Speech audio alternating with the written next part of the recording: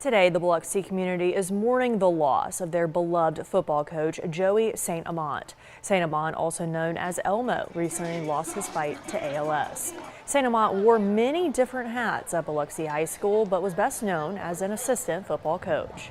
This past football season, the Indian community demonstrated their love and support for the St. Amant family with a pregame ceremony.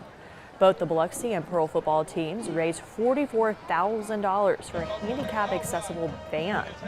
Close friends are choosing to remember him as a joyful spirit and a lover of all things Biloxi.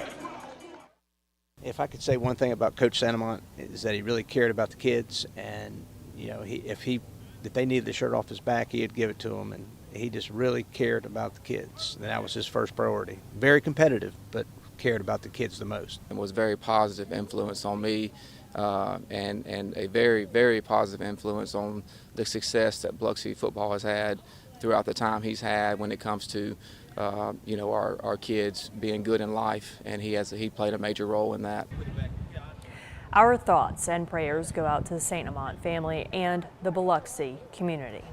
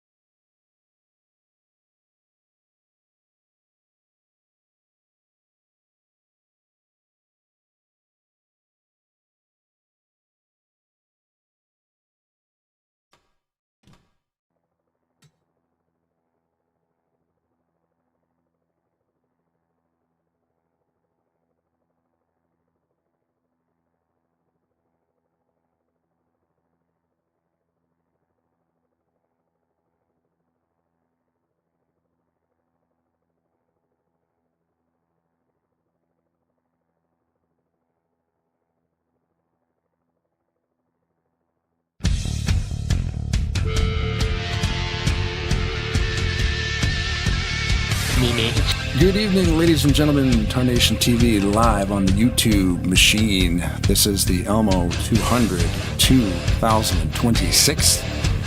We've done this for a few years, and it's always super stressful, but it's always super awesome, and it's always massive. We'll talk numbers. All these QR codes you're seeing will lead to donation links to the cause that goes straight to the ALS Association. There's no middleman involved. There's some T-shirt links you'll see, and I'll try to get to everything. But this is a fully stacked all-star race, basically, and we thank everybody for watching. One of our favorite simulators of all time. Every car has an actual person behind it, although they're sitting in their office inside the comfort of their own home. This is going to be a lot of fun. Thanks, everybody, for watching tonight, live on YouTube, during the replays, however you view this. We greatly appreciate it. And of course, we are up in the commentary booth. My name is Blaine Donlin, with my co-host, Mr. Rod Weston, joined by Flat Out Racing Network alumni, Seth Cole. And it's just a blast to be here with you, Blaine and Rod, for this. We've done this now, I believe this is our third year running of bringing the Team Elmo 200 to the people here on YouTube, and we talk about it all the time, Rod, that, we'll do weekly series and there are wins up for grabs, there are points up for grabs. At the end of the season, there's a championship up for grabs. But when you have an event like this, where you see, as Blaine said, the all-star drivers from series all across the board here in the Air 2003 community come together for a cause, just seems like there's a whole lot more behind an event like this than a weekly series can ever have. Oh, absolutely. And I really think that, I'd hate to be Kelly Cosmo when it comes up to this, just, getting everything prepped for it, getting everything ready. And, and then finally when the green flag drops, that's done. He just goes out and races. But yeah, seeing people from leagues that I used to race with, like Herman Reese and Jeff Zakenis tonight from Hobo Racing. I mean, I haven't seen these guys in like 3 years. Jumped up there in the team speak, talked with them, just like old times. So yeah, this is a great event. A lot of drivers, like you said, from every different leagues. I mean, we could just sit there and talk about from hours the different leagues that are here, but it's awesome to have everybody here, and I think we're in for a really great race. And as you say, we'd be remiss if we didn't right out of the gate applaud the effort of Kelly Causey, who spent literally months organizing this event, putting everything together, getting sponsorship, even to the point that the cars you're going to see out here tonight, folks, have been bid on to win the race. And the money from those bids in the auction that took place and ended around, I think it was 5:30 Central Time today, that money is going towards the ALS Foundation. So as you said, for a lot of drivers here tonight with 76 high-intensity, grueling laps here at Talladega, when the checker flag waves, they'll be breathing a sigh of relief. For Kelly Causey, he'll be breathing a sigh of relief when the green flag waves, because all the preparation is now in the rearview mirror. Now it's time to gun for the checkered flag. And then you got to turn around and, Kelly Causey is going to probably take a week off and then start thinking about next year's event. So, but no, it's a great event. Like I said, a lot of different people. This is a great racetrack. It's so much fun to watch these guys race. As I always say about Talladega, I watched you guys do the broadcast on Thursday nights, and thinking about pretty soon, I think next season, I'm going to go and try that. I'm not a super speedway racer by no means, but we have got the best seat in the house up here watching these guys racing. It's, for me, it's the safest place. Seth, I know you love these super speedway races. I love super speedway racing, but I will tell you that maybe one of the scariest racing moments I ever had was racing with these guys on one of their Thursday night races in the middle 3 wide. I don't think I've ever broken out physically in a sweat until I experienced that. For most of these guys on a Thursday night, or even on some of the other series that we see with PRL or ASR, when they have their weekly super speedway series, that's just normal for them. That's completely expected thing. But it's kind of a new sensation when you experience it for the first time. And that's why I say, as you alluded to, we have the best seat in the house, because these are some of the best in the business in super speedway racing across the board. And they're all coming together here tonight, 39 cars strong for what should be an incredible event this evening. I have to wonder, though, Rod, as we talk about the fact that this does not have points up for grabs or a championship on the line, since this has that all-star race aspect to it, we may end up seeing drivers be a little bit more aggressive tonight than they normally are, and that might make it even more exciting for the spectator. Oh, it's absolutely going to be exciting. You got to think about this. You're not fighting for points. You're not fighting for a championship. You're fighting to be the championship of the Elmo race for the next year until Kelly Causey gets that back up and running again. So that's a prestige, that's an honor. I remember you guys were talking before we came online that they sell the cars. They literally bid on drivers that you think is going to win. One of the cars went up over $300. I don't remember who that was, but we got some awesome. big players in the car bidding. It was kind of wild, the numbers that Kelly was tossing out. People spending money to have that car. The bidding closes obviously before the race starts. And hey, if you win that thing, he even sent to me too a list. If the winner, of course, they get a trophy, and then I believe it's Jeff Jones over at Wickers. They've got a gift box coming, so you get all kinds of cool shouses and stuff for the barbecue. So that's pretty sweet. So they're going to hook you up with even extra prizes. So winning.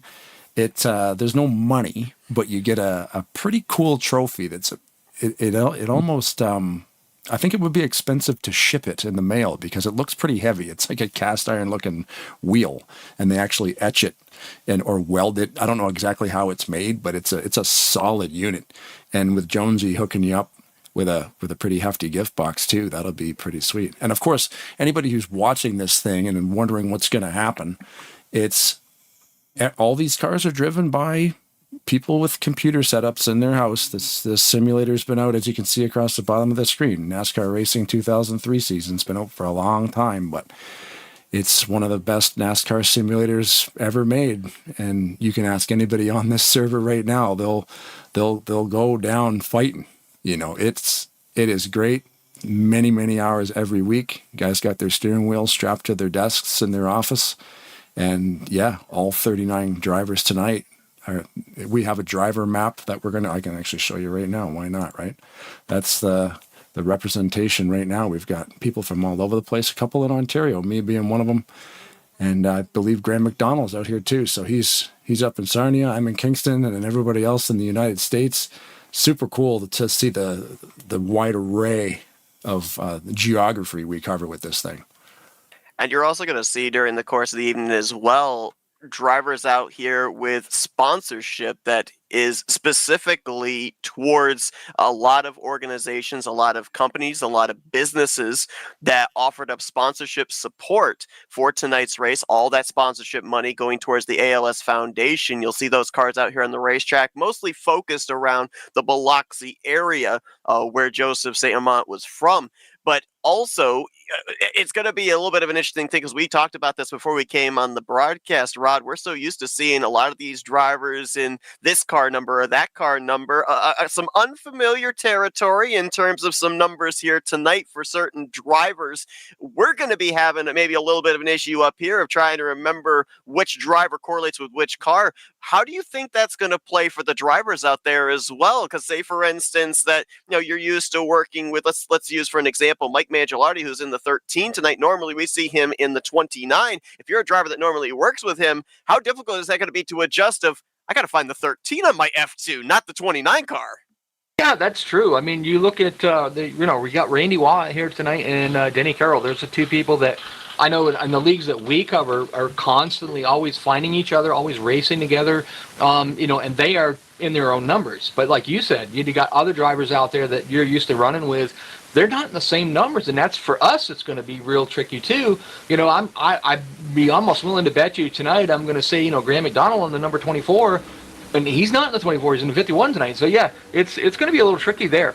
It definitely is. And just to remind everybody here as well, all this organization and the donations that have come in and everything, it's still ongoing. If you still want to be able to be a part of this and submit a donation to the ALS Foundation here in participation with the running of the Team Elmo 200, Blaine, I think you had some QR codes up there. You can buy a Team Elmo logo t-shirt out there. There's also the QR code to be able to go directly over and make the donation. So you can still get in on this during the course of the evening here. It's not over. You can still be a part of it.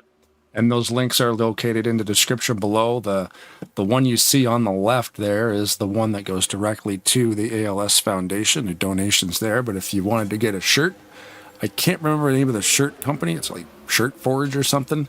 That's totally wrong. But that QR code will take you somewhere else if you want to buy a shirt. And I believe the shirt money also gets donated back around to the ALS as well. So those numbers, we got donations coming from all sides. It's absolutely wild. The Shuckers as well. Like we talk about some of these guys in this race, or some of the people who support this race. David Blackwell, he's a big deal over there at the Shuckers. He used to be a musician, and then now he's a ball player. And the Shuckers dropped, I think, about $3,000 right out of nowhere to support this event. And because, Joey St. Amant was from Biloxi, and an astronomical amount, like that franchise came together and pooled their money and sent this massive donation in. So that donation was actually separate from the ALS numbers that we see on the ALS donation website. So if you follow the donation link, add whatever that number says, add $3,000. So yeah, keep that in mind when you're donating. This is one of the biggest races we call, it is the biggest race we call every year on Tarnation TV. And I'm trying to remember as well, and maybe either of you might have an updated number, that the last I saw, as Kelly's been very diligent in keeping everybody up to date on everything that's been going on in regards to this event and in the weeks leading up to it, the last I saw, it looked like $3,500 has been raised so far here for this event this season, and that's not even counting before they started bringing in the bids and the auctions on the race cars. So I'll tell you what, I'm going to be really excited to find out what we end up officially having for a total. Wow. Yeah, that's amazing. So right now the drivers are qualifying, and speaking of the drivers, we've got a little video put together here. We can find out who all these people are. So I'll hit that thing and we'll see you back here in a couple of minutes.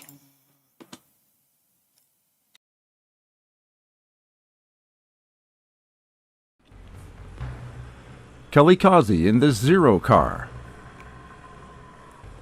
Josh Slocum driving the number 2. Sean Prime in the 3 car. Dennis McCarthy driving the number 4. Number 6 being driven by Brian Rawson. Greg Lovell in the 8 car. Chris Elliott, driver of the number 9. Mike Mangialardi, driving the number 13. Number 17, Chuck McClure. Jessica Lorley, driving the number 20. Randy Waugh, driving 21.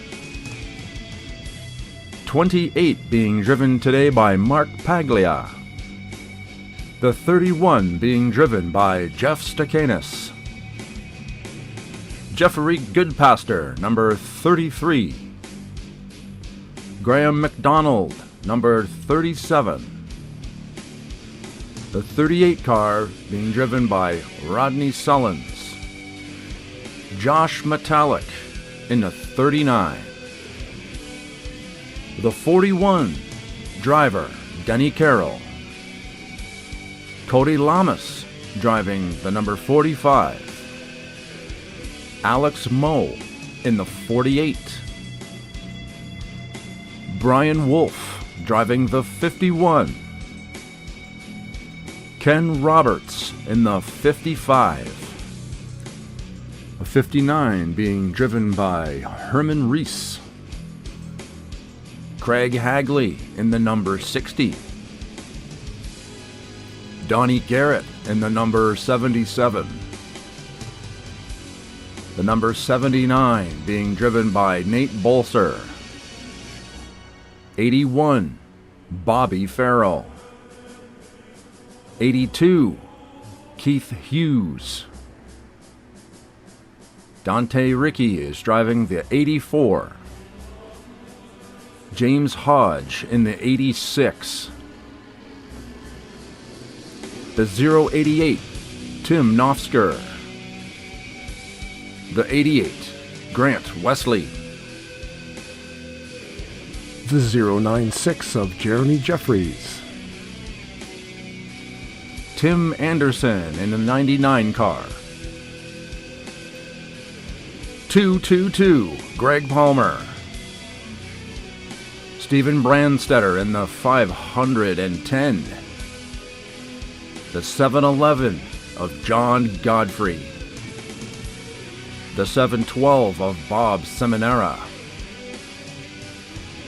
931, Robert Breedlove.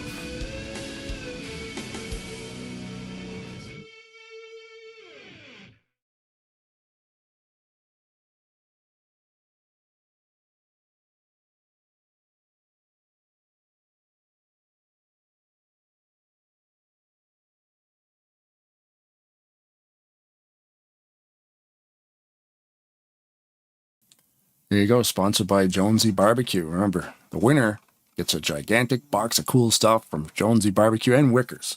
Because I know that Jeff Jones owns Wickers and Jonesy.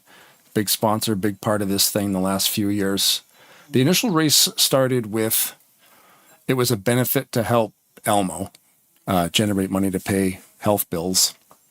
And then after he passed, it just turned into a donation race. And it seems to get bigger every year. John, you got me on Whisper? This is Wolf. Yeah, it definitely does. I mean, even to the point we ended up. There was a video that was posted. There were two separate Facebook groups during the course of these months leading up to this event. One was specifically for the drivers, for the information they would need, the cars that they would be driving, just getting everything squared away on the driver's side. But then there was also a Facebook group that was made that had, I believe there was over 1,000 people that were a part of it, that was for those that were going to be watching the event, participating in the event, showing the sponsorship, all that sort of stuff. It's where the auction for these specific cars took place. And over there was a video that was posted where Kelly Causey went onto the local Biloxi news network and actually plugged this race as well. So, I mean, he has gone above and beyond of making sure that there are eyes on this product here tonight. And we're definitely seeing the fruits of his labor come to fruition here for sure. That was pretty neat because the Tarnation TV name was actually on a real television station. Yeah. That was kind of wild. So now We are done with qualifying, and we will, well, I guess we can talk to Mr. Kazi himself. If you guys want to find him and pull him up here into the booth. Well, I am working on that now. Yeah, he's going to have a notepad he wants to go through. We've got a 20-minute happy hour before we go green, so they are right on schedule. We will be going green quarter after the hour, so we have some stuff for you. And thanks again for watching, everybody. This will be a good race. As we collect Kelly Kazi again, yeah, lots of work he's been doing, the people he's got to work with to get this thing rolling. And of course, big, huge thank you also to RollingThunderGaming.com for allowing us to use their TeamSpeak communication services and their racing server, and of course their entire Saturday evening. So big hats off to them. Without further ado, Mr. Kazi in the house. How you doing, man? Are you finally happy we're driving? Oh yeah, I am. I'm glad this. It's been a long day, been a long couple of weeks, but it's very, very, very worth it, no doubt. Yeah, man. You've probably got a list of stuff you'd like to go through, so we'll just give you the floor and let you do your thing. Well, you know, it's been a journey. We started this thing 4 years ago. This is our 4th year, and it's really kind of taken its own wings and kind of flew off on us, which is good. You know, the ALS Association, we tied in with them, and we're still doing that. I think we were around 3,500 last year in our donations, and the Biloxi Shuckers, Blackwell, they came through with a big donation for us, and with what we've had a lot of other people that donated. Jeff Jones, who's been doing it with us every year that we've had, he's been a big donor, sponsoring 3 cars and all the kind of sponsorships. And Martin Saab, a attorney here in Lucedale that played for me and Joey at Biloxi, stepped up and sponsored a car and did some sponsorships.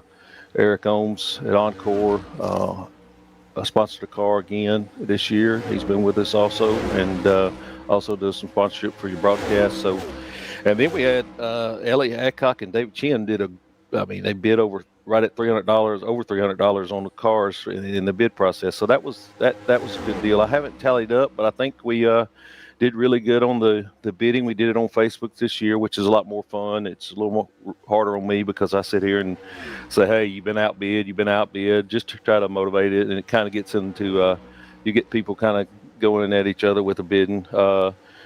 Joey's daughter, Lindley, was in there, and she won a few cars. So I was happy to see her in there bidding, and she's really excited about this. And so we're happy that she got involved and is going to be watching the race. And but you know, Joey, he was such a guy that did everything and anything for you whenever he could have something going on with himself, and you ask him to come help you do something, and he was definitely going to leave and come help you. And so it's just an honor to be able to do this, and it's unbelievable the amount of guys that, you know, the group we got out here racing, and you guys up there in the booth, and RTG.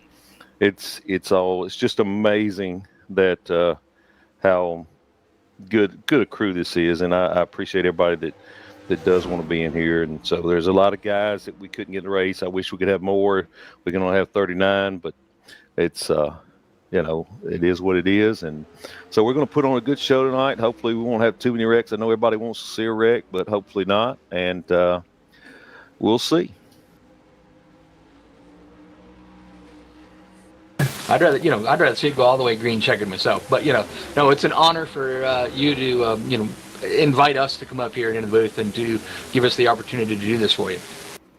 Yeah, y'all are all stars. I mean, y'all are the all stars of the sim world in our 2003. So that's why we select y'all, and y'all do a great job, and the graphics and all, and the announcing and all. It's just outstanding. So I know y'all will do a great job tonight. I think this race isn't even over yet, and I think this is already the highest amount of funds generated since we've started this, because you had the Shuckers throw down $3,000, which isn't included in the 3,100 that's already on the donation website. Is the car numbers included on the donation website, and are the sponsor numbers included on the donation website? Well, we've got some haven't quite put the money in yet. We've got several that have made the commitment, and of course today with the bid, and we just ended at 5:30. So I don't think a lot of those people have put. No, I haven't put my money in there yet. So yeah, what we end up with a tally tonight on that website with the ALS is not going to be the final thing, I don't think, because over the next, I've got to make sure everybody that made a commitment comes through and pays. But yeah, I really hope we get around 7,500. I hope we do. We'll just have to see. Rod brought up an interesting point about the fact, we've been talking about the amount of time and effort you have put into this event, not just this season, but in the previous events as well. But, how long a vacation once the checkered flag waves here do you take, kind of just tie up the loose ends, and then how long until you start getting things prepared maybe for 2027's event? Well, I go pretty quick, but I will say this, I'm head football coach here at George County, and we start our spring ball on Monday. So I've been doing a lot of this, later at night when I get through with my work, that I have to get ready for that. So as soon as spring ball ends in about a month, I'll get back to going at it. A lot of these drivers, I'll reach out and make sure I can kind of get a commitment, or at least, a soft commitment. I know you never know what's going to come up, but we're going to try to keep it in April every year, and where we don't kind of conflict with anything like March Madness or anything like that. So, but yeah, I do little bits and pieces. There's always throwing around ideas, what we could have done better, those type things. So we're going to, and then next year, I've been reached out with Team Gleason, which they gave Joey a chair. He played for the Saints and came down with ALS, and he battled it for a long time. He's still there, but we might try to connect some of these funds to them, because they helped Joey out, and they want to be a part of it. They looked at some of the things we did in the past couple of years, and are going to be looking tonight. We've got a car out there with their logo on it tonight, and so we might team up with them a little bit too. But it's a group effort for the battle against ALS. And I think it's really cool, though, too, on top of all that, is this year a little different than what you normally do. We've got the normal drivers from RTG, ASR, whatever. I know you reached out to me, and I know you reached out to a lot of people trying to find people from different leagues. And I see that, you got a couple of drivers here tonight from Hobo Racing, a place where I used to race, and, great group of guys over there. So, that's kind of cool that you're opening it up a little more for different leagues out there and trying to get, like it's an all-star event. That's what it needs to be. Yeah, I really do. And, I think it's important for these other leagues to, this game is pretty old, and so, still going strong. Right, it is. But I think we're all trying to make this thing survive. And so I just thought maybe I could reach out to some of the guys, and we get to know each other a little bit. And, I'm extremely proud that these guys did come over, and it's an all-star crew here. And like I said, we'll could continue to do that in the future. And so, like I said, that's something I want to make it. It's like an all-star race, honoring Joey. The thing of it is, you got to be pretty darn proud of yourself, because you started this and it just keeps getting bigger and bigger every year. So, give yourself a pat on the back, because, Kelly, this is all started because of you, and you do a great job with this every year. Well, I'm trying to do my best. And we got some other guys, Jamie Creel and Cooper Calvet, that they help us. Also, those are some of Joey's good friends, so they've been involved and also in the background. And so, Rod doing some paints, and Blaine doing an unbelievable job that he does, and John Goffrey stepped up and painted some cars and stuff like that. And so it's a group effort. I'm a guy that when I have a problem, I try to do it myself. Sometimes I don't ask for help like I should, but anytime I ask anybody associated with this, it's always willing to help out. And it's just a great cause. And, we've got they still don't even have a test to even find out if you have the disease. They have to kind of make sure you don't have this, and if you don't, then this is what you have. So a lot needs to go into it. So this is a little bit of it, and we're trying to do our part in honor of Joey, and hopefully one day we'll we'll get a cure. Oh, it's awesome. Go ahead, Seth.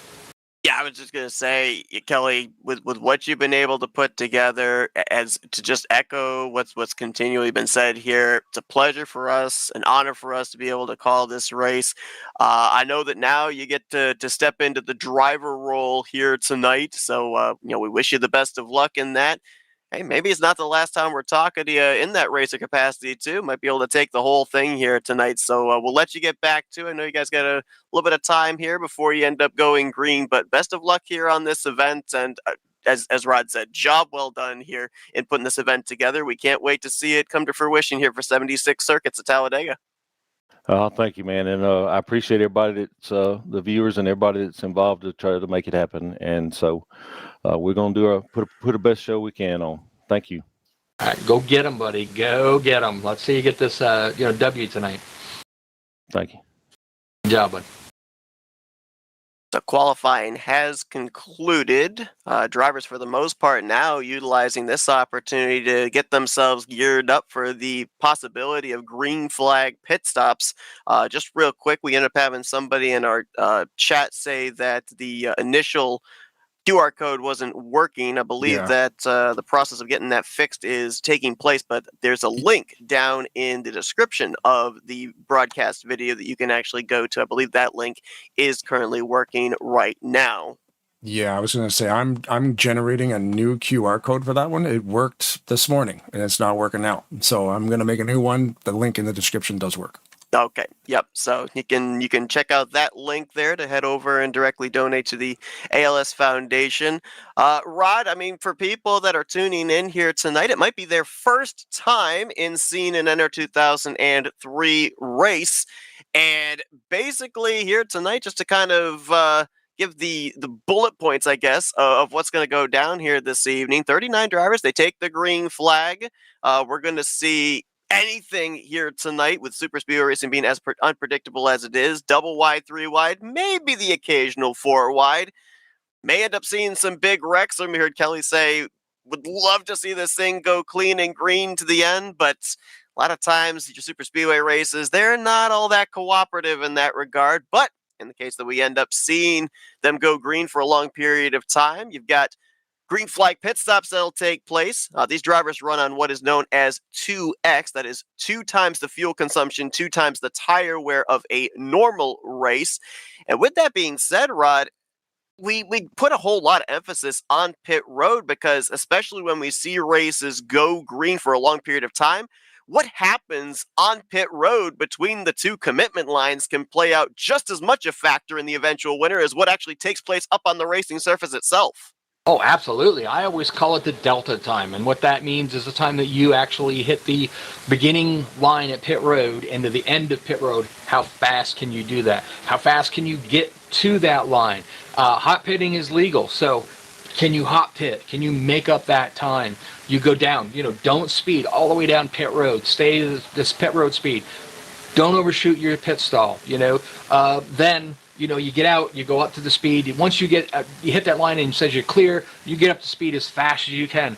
We've seen it just make a big difference. We go start the race with 30 cars, all together. Green flag pit stops come around. Now all of a sudden we've got groups of 5, groups of 6. The guys that are really, really good at hot pitting, making that happen and work. And then on top of all of that, don't get hit pitting. When you go down pit road with 8, 10, 12 drivers, usually somebody gets a little bumper and that doesn't end up well. It's one of the few types of racetracks we go to your point, where the race can be thrown away, but not necessarily by a mistake that you make. You can end up getting caught up in the splash zone due to somebody else maybe overstepping just the least little bit.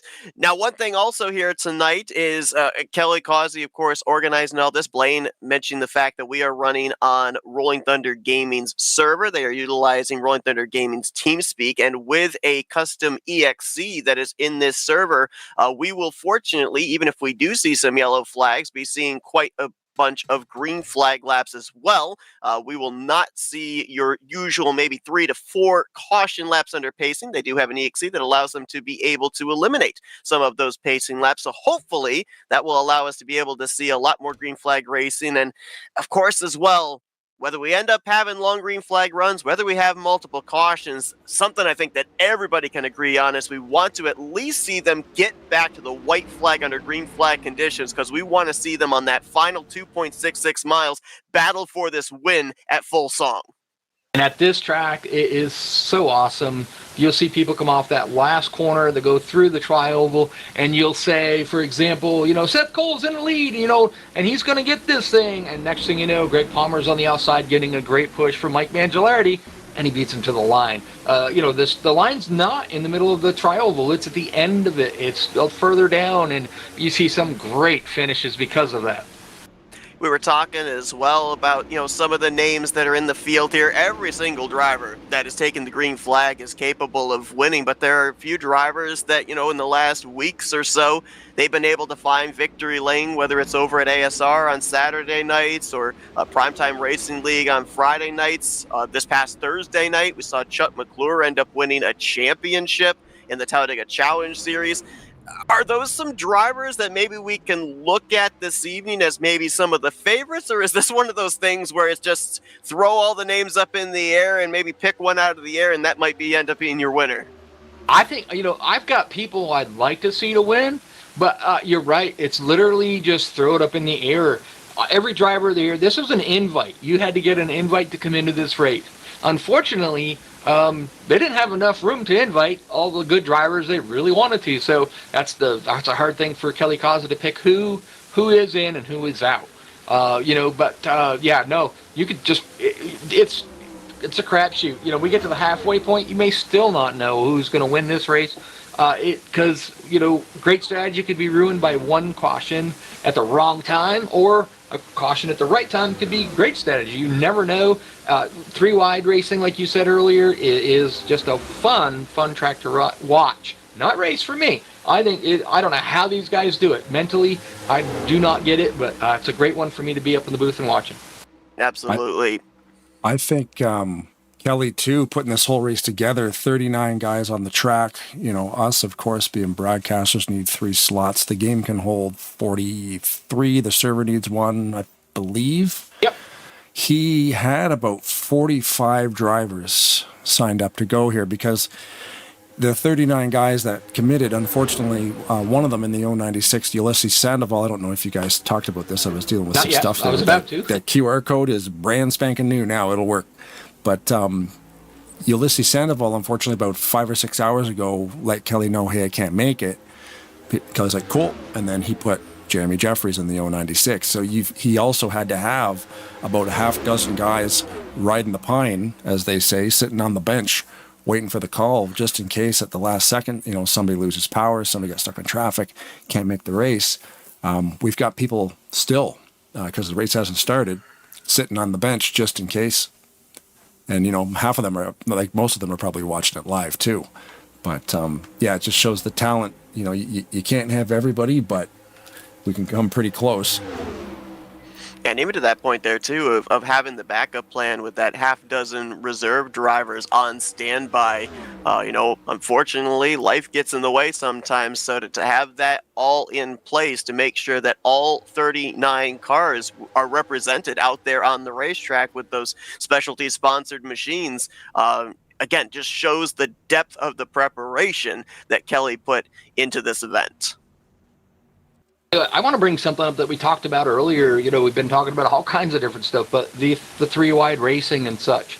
I raced in this sim for a long time, and I'm not a super CBD racer by no means. And, I watch these guys at, Talladega TR and different tracks like that run side by side, and I'm like, I don't know how they do that. I can't hold my breath that long. I was first introduced to this particular track in a different form at Talladega Nights. And I got out there, and I'm one of these guys that just sit in the back and just ride around until, the later part of the race. And I get out there, and they're 3 wide. And I'm like, they're 3 wide. This ain't going to work. There's no way. And I back off a little bit.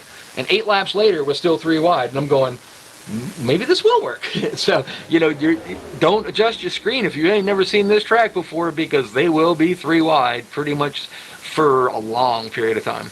Yeah, this is actually the 4th version of this racetrack. Was modified by John Godfrey. You heard Kelly drop his name a little bit earlier on. We had him up here in the booth. This racetrack features a wider pit road, so there's a little bit more space for drivers to get themselves organized when they're almost in bumper-to-bumper highway traffic, making their way towards pit road entry. And not only that, but we also are running the mod tonight known as the Monster Energy NASCAR Cup Series 2019 version, which I think universally across the NR 2003 community is considered one of the best mods to run in super speedway racing, because you basically know exactly what your hitbox is. It is one of the easiest mods to be able to push, sometimes in some cases to be able to shove and still be able to keep the car pointing in the right direction. We saw this past Thursday night, and then the previous Thursday nights here, the previous season of the Talladega Challenge Series, drivers are very, very comfortable with this mod and track combination. So with that being said, expect not only, as Rod said, 3-wide racing all the way through the field, but some very aggressive 3-wide racing and some pretty darty moves as well, as drivers try to find that specific line that's making the forward progress. It's funny you say that. I was up talking to some of the drivers earlier, and like I said, Herman Reese and Jeff Stantanis, they had not seen this mod before. So one of the questions they asked was, really? What's the hitbox like? You know what I mean? What's the hitbox like? And I was like, dude, you're going to love it. I said, as much as broadcasting we've done here, they're going down the backstretch. They are tight, pushing, banging. The hitbox is pretty darn close, you know, to the original Cup mod, and it's just a lot of fun. I said, you're going to absolutely love this. And I think these guys, I'm not even sure if they've ever seen this track, so they're probably going to be used to the 2-wide. I think you'll probably see them guys do just what I was talking about earlier. Go, holy crap, they're 3-wide. And sometimes, like you said, Seth, 4-wide doesn't usually last that long, but, you know, it's crazy how these guys get around this track.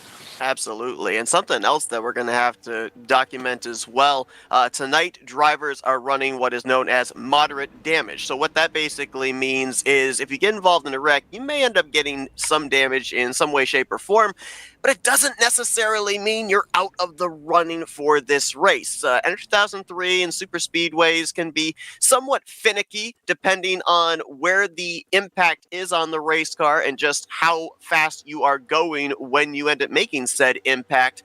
With moderate damage, we've seen drivers be able to still continue on, no back end, fuel cell showing in the rear of the car, and still be able to salvage top 5, top 10 finishes. So when we end up seeing the wrecks here tonight, unless we see the violent wrecks or the telltale sign that the engine's let go with black smoke pouring from underneath, cannot count anybody out of this race until that checkered flag is waving.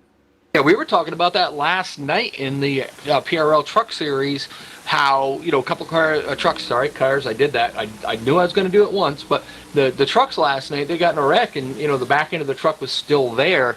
And we were talking about how Rodney Sellens didn't have a back of the car at all, but he was still running around the top 5. And as long as he had a car in front of him and behind him, he was just as competitive. I don't believe he could have pulled out and, you know, possibly been a car, you know, that would have gone and led a pack up to the front. But as long as they got drafting help around them a little bit, this mod is awesome. You don't really see that much drop off. Oh, looks like we're about ready to grid up here. We're going to go for a ride on the pace lap, but first we have invocation and grand marshal duties to get to. So we'll let that happen right now, and we'll get back to you here when we're doing some pacing, getting ready for green here in a couple minutes. What's up, everybody? My name's Pastor Brandon. I'm the pastor here at Lucedale Church of God, and it's an honor to be with you today and participate in this event that honors the ALS Foundation. I just want to say a quick prayer. Father God, we thank you so much for this day, Lord, and God, we just pray that you would bless this event today. God bless the families that have been affected by ALS, Lord, and we just ask that you would bless every dollar that's raised to make a difference, Lord, in the lives of those people that have been affected by this disease. And God, we just ask all this in your name we pray. Amen. You guys have a great day and a great race. On behalf of the Biloxi Shuckers, drivers, start your engines. Well, there it is. Thank you very much to Brandon and David for what they've done. And as these guys get ready to roll off, we get ready to go green here in less than 2.66 miles, because that's the exact length from, well, that's how long the track is. Kind of a simple, it's a simple statement. Yeah, as you can see here, I'm Figured that out flying on your own? Yeah, I'm flying around here in this little drone cam of mine. I don't believe that Tyler Mallon is in this race, but did he win? No, who won last year? Was it Alex? Actually, you know what? Let's just put that up there because I have all the winners.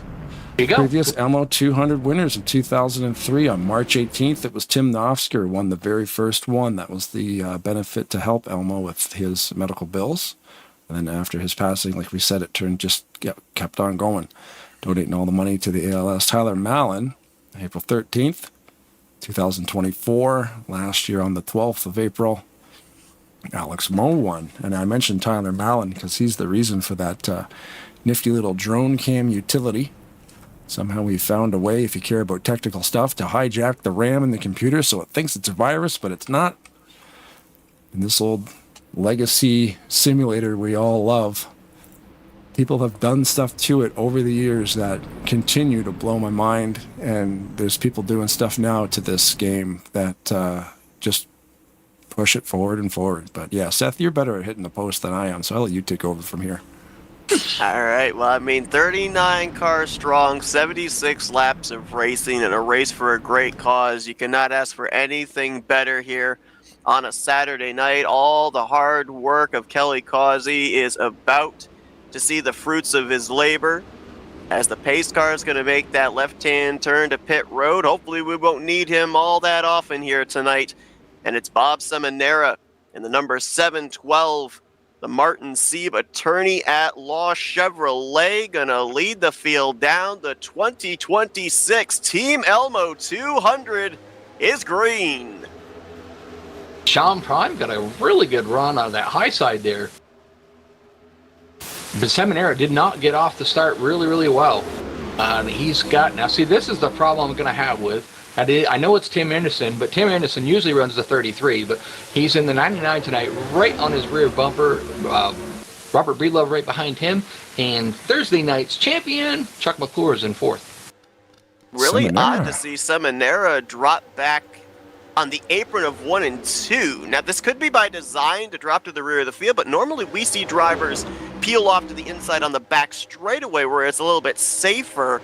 I'm not sure. Something might be a little untoward by that car, because I noticed when we took the green, he got the bump from behind, and it really unsettled the car. So I don't know if maybe he's lost a gear already right out of the gate or not. Might have second gear down or something. I was thinking maybe even a controller issue, like if something, maybe his pedals were in the wrong spot, or, there's a multitude of things that can happen when we do this thing.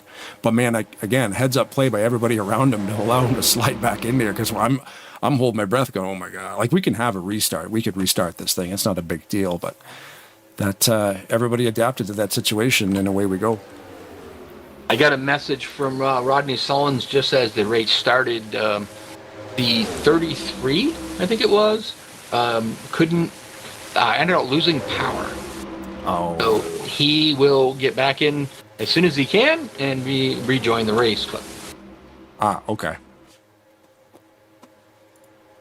Yeah, 38 drivers indeed take the green flag here as Sean Prime moves from it was the outside line, then became the middle line, goes down to the inside line, because now the outside line is being headed up by Ken Roberts in the 55, Rodney Sullins in the 38. Got a bunch of bow ties up here, 2 on the bottom, 2 on the top, battling for this race lead. Don't read between the lines. Yeah. A car will fit down there, though. Anderson gets stuck in the middle in the sucker hole, we call it. Yeah. Like for a vacuum. minute until that high side kind of come back down to the bottom. But what we've seen, Seth, here on this is, the middle line is the preferred line. That's where everybody really wants to be until you get a 3 group lines in a row.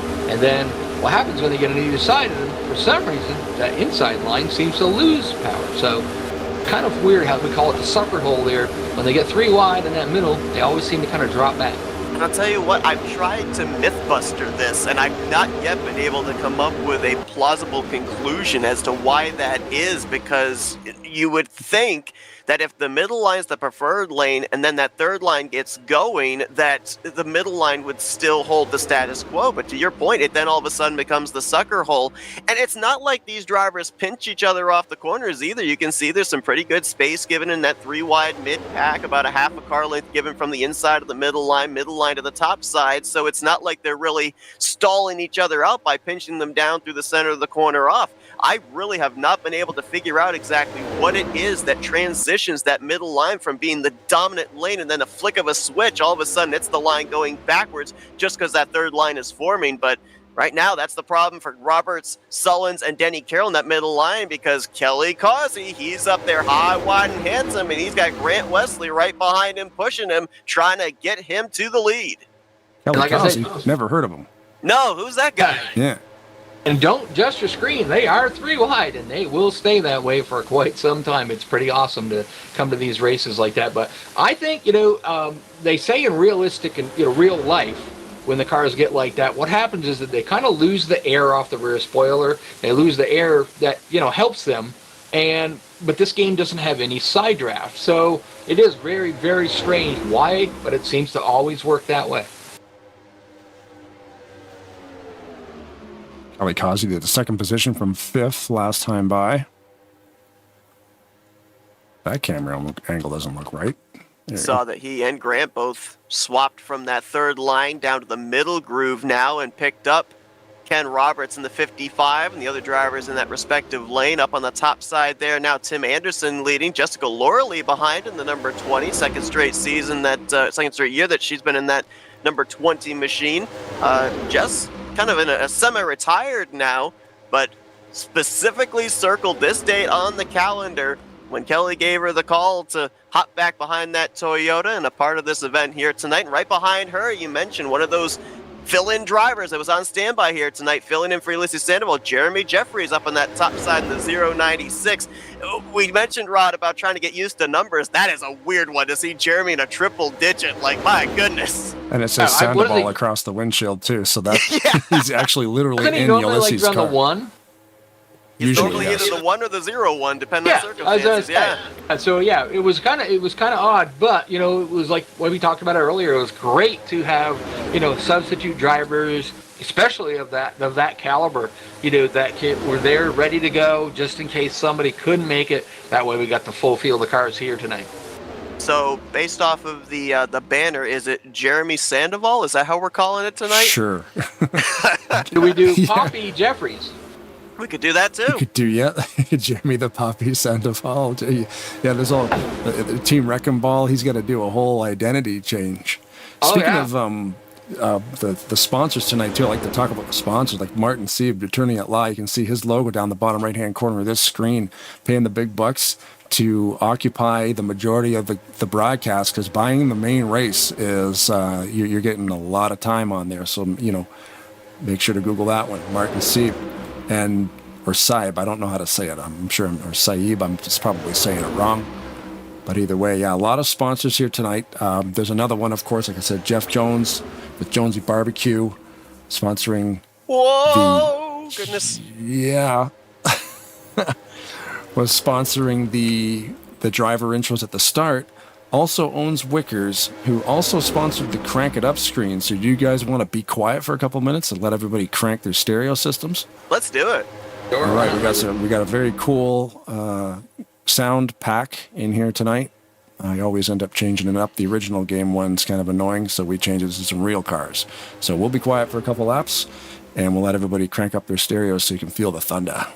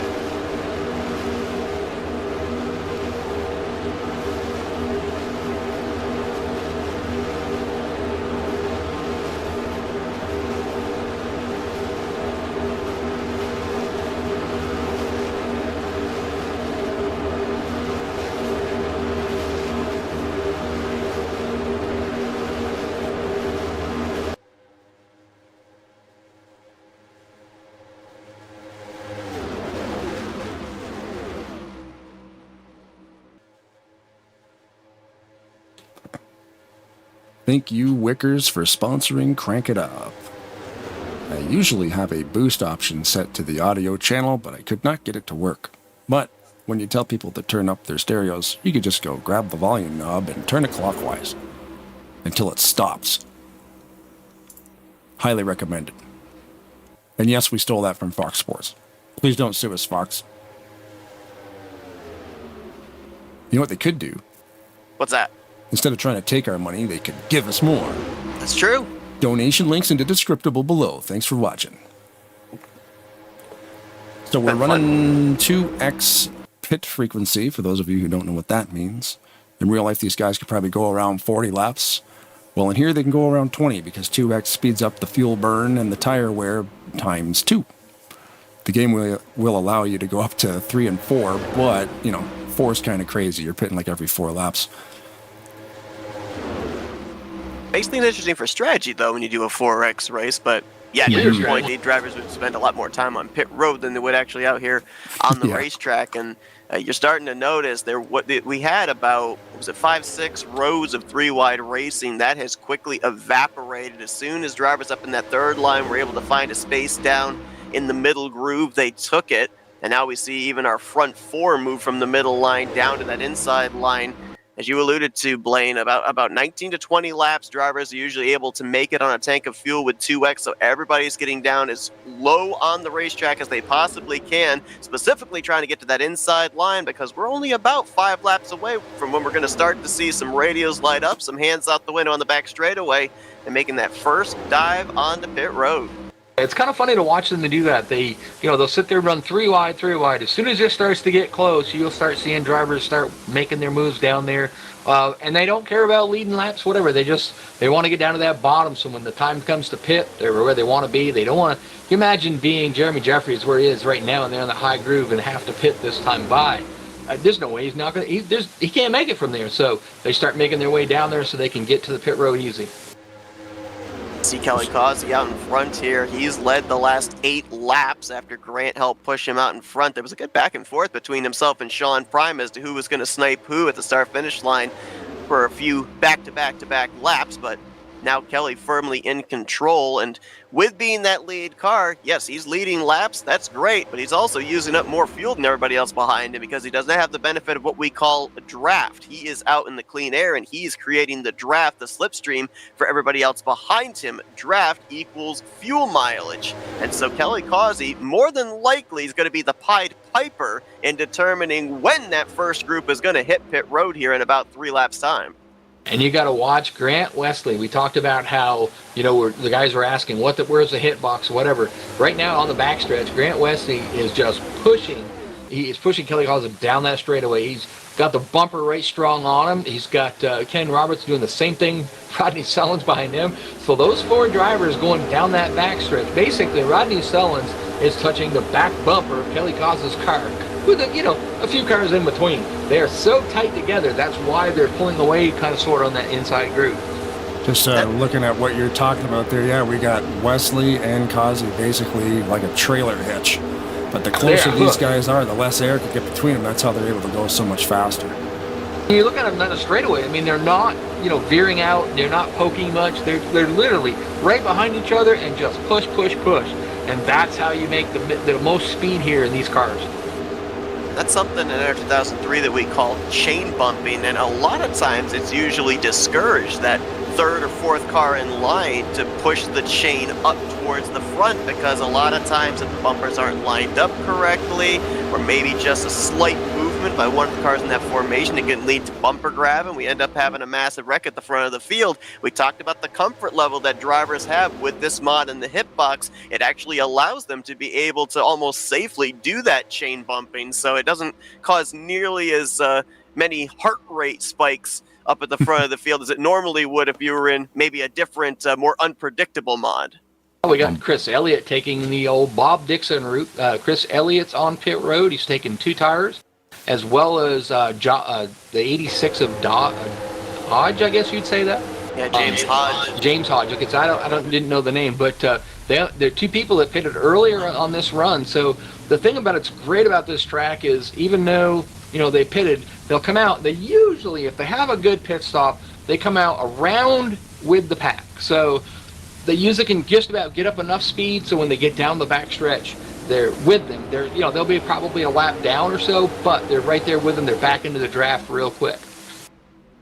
Kelly Causey coming down with about nearly a dozen drivers, and one of them was Tim Nofsker, who, how that thing got pointed back in the right direction and is still rolling down pit road here, I'm not sure. That thing was almost 45 degrees, pointed the wrong way, and actually hit the inside wall. Everybody else gave him the room necessary, so we avoided a near calamity moment there at the entrance of pit road with this larger group. You said that was Nofsker? That was Nofsker in the 088, yeah. Okay, I'll go back and take a look at it. I was actually looking at Chris. Here come the rest of these guys now, probably. Grant Wesley, Rodney Sullins, Jeremy Jeffries. I mean, I'm done calling. It is a traffic jam.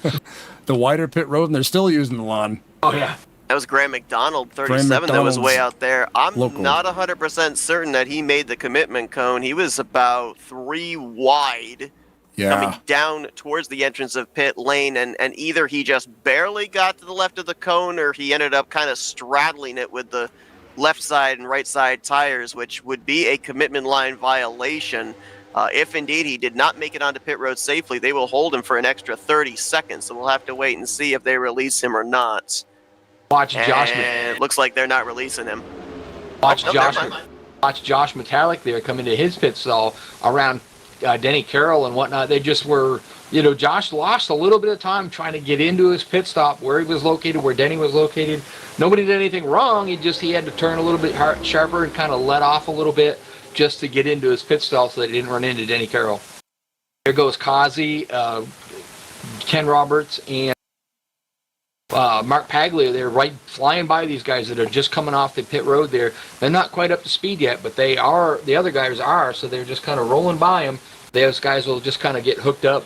And like we see, some guys are really good at pitting, some guys aren't, and you'll start seeing kind of groups of about anywhere from 12 to 8, depending on how they all come out of pit road. And Rod, you brought up a really good point there, too, about where the location is of the respective pit stalls on pit road, because that can leave or take away options of drivers when they're getting ready for those green flag pit stops. This is one of the rare occasions here tonight, specifically for RTG drivers, where they get to determine where their pit stall actually is. Normally on Thursday nights, they do random qualifying draw, and the sim itself actually determines where their pit stalls are going to be up and down pit road. Here tonight, the better you qualify, the further up towards the exit of pit road your stall will be. The worse you qualify, the closer towards the entrance of pit road your stall will be. And a lot of drivers say, specifically under green flag pit stops, they want to have one of those stalls closer up towards the exit of pit lane, because having one closer towards the entrance, you got to whoa up a lot quicker, make sure that you're slowed enough to be able to get into the boundaries of where your pit stall is. The advantage if you have like probably the third or fourth pit stall, and I'm not really sure which one it would be, is you come out full sum. You don't have to, build up speed, then stop at a certain speed. A lot of these guys like that, third or fourth pit stall, because just for that reason, you launch, you go, you're good. One of the pitfalls of green flag pit stops is sometimes you might not get that car wound down to 55 miles per hour, and it looks like Rodney Sullins in the 38 was one of the drivers that fell victim to the speeding police here on this green flag pit stop cycle. He would have come out around the 4th position, but had to come back down pit road all by his lonesome for a pass-through penalty. And now he's going to be a driver that'll be hoping for a yellow flag to come out to get himself back into this conversation. Very unlikely, if we continue to trend green, that he'll remain on the lead lap. The field will more than likely swallow him up pretty quickly. We're seeing difference in pit stops, too. So you got like the top 15 or so that, had really great pit stops. They came out pretty close to each other. Then as you start to go back to around the 17th spot, they're 3 seconds back. So they didn't have the great pit stops like the rest of the guys did. Well, what those drivers in that second group have to hope for is exactly what's occurring right now, that they start getting racy up in this lead group. If they're in a single file formation, they're going to produce really, really good straight line speed. But being side by side like this now, for 5 rows. It's going to slow down the overall speed of this pack just the least little bit and might allow, actually we're going to go 3 wide here as Sean Prime's going to try that third lane. If those drivers back in that second group can keep themselves in an orderly single file line, they might little by little be able to chip away at the gap between them and that first pack and be able to make it one big pack once again. It always amazes me watching these guys. I just watched Greg Lovell. He was in the middle groove there. He was the fourth. He was in top line. I saw him in the middle for a minute. Now moved all the way down to the bottom. Line. Just got moved all the way to that push. bottom because that bottom is where he wanted to be. He saw their better cars down there or something. These guys, what they see, how they do these moves. To me, it baffles me because. And I can't hold my breath that long when it's in a situation like that. And it just amazes me how they just move back and forth. They seem to find the better lane that makes them go forward. It's paying off for them too. I mean, he's fifth car back there in that line, and they're going towards the front, away from the rest of the drivers. And at super speedways too, they tend to use the moderate damage option because you saw that top line get that massive push.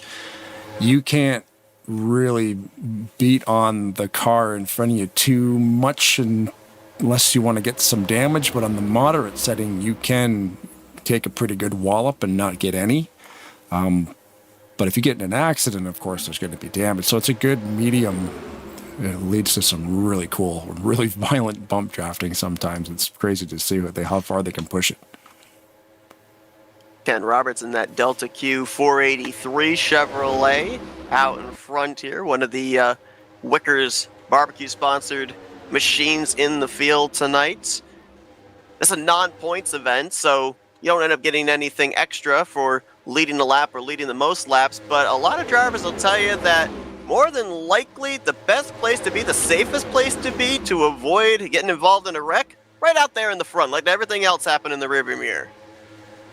Chuck McClure tried to make a move to the high side, see if anybody would go with him. Denny Carroll kind of went up with him for a minute, kind of faked him out, went right back down to the bottom. So McClure is going to go back for just a little bit. He seems to have Kelly Kaza and Prime right there behind him.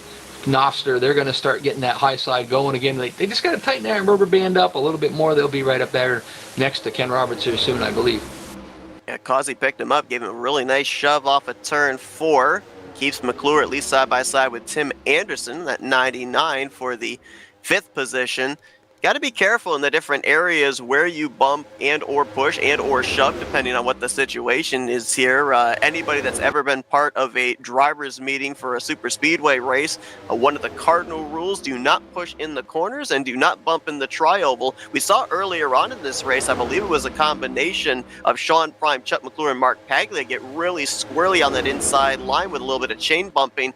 Big reason for that is Talladega is a unique racetrack where on the straightaways, the car is pretty stable because you're on pretty much the flat. Car's pretty stable in the corners because you're able to lean into the banking. But over there in the tri-oval just before the start-finish line, that's where the car's at its most lightest because there's not a whole lot to be able to lean into for stability. So even the slightest tap to the back bumper can get that car really, really light. And usually we end up seeing when a driver's trying to save the race car, check up behind, and it ends up leading to some pretty massive wrecks. Did you see that move in the front? Ken Roberts and Grant Wesley, they saw the high line coming. They moved up. I didn't think Denny Carroll had time to get up there, but he was able. They went up there. They kind of slowed that momentum down for a minute so they didn't go by him. And then, wait a minute. Who did what?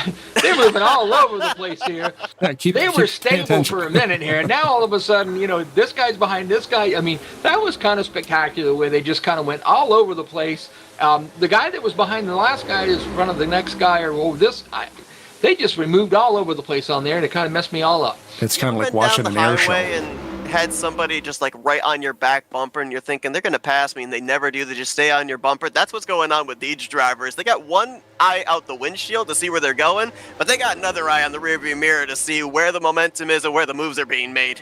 If you're Ken Roberts right now, you're 20% looking forward to 80% looking in that rearview mirror. Absolutely. So check this out. Check out the 81 of Bobby Farrell. He's back there in 30th, but he's got the fastest lap on the night.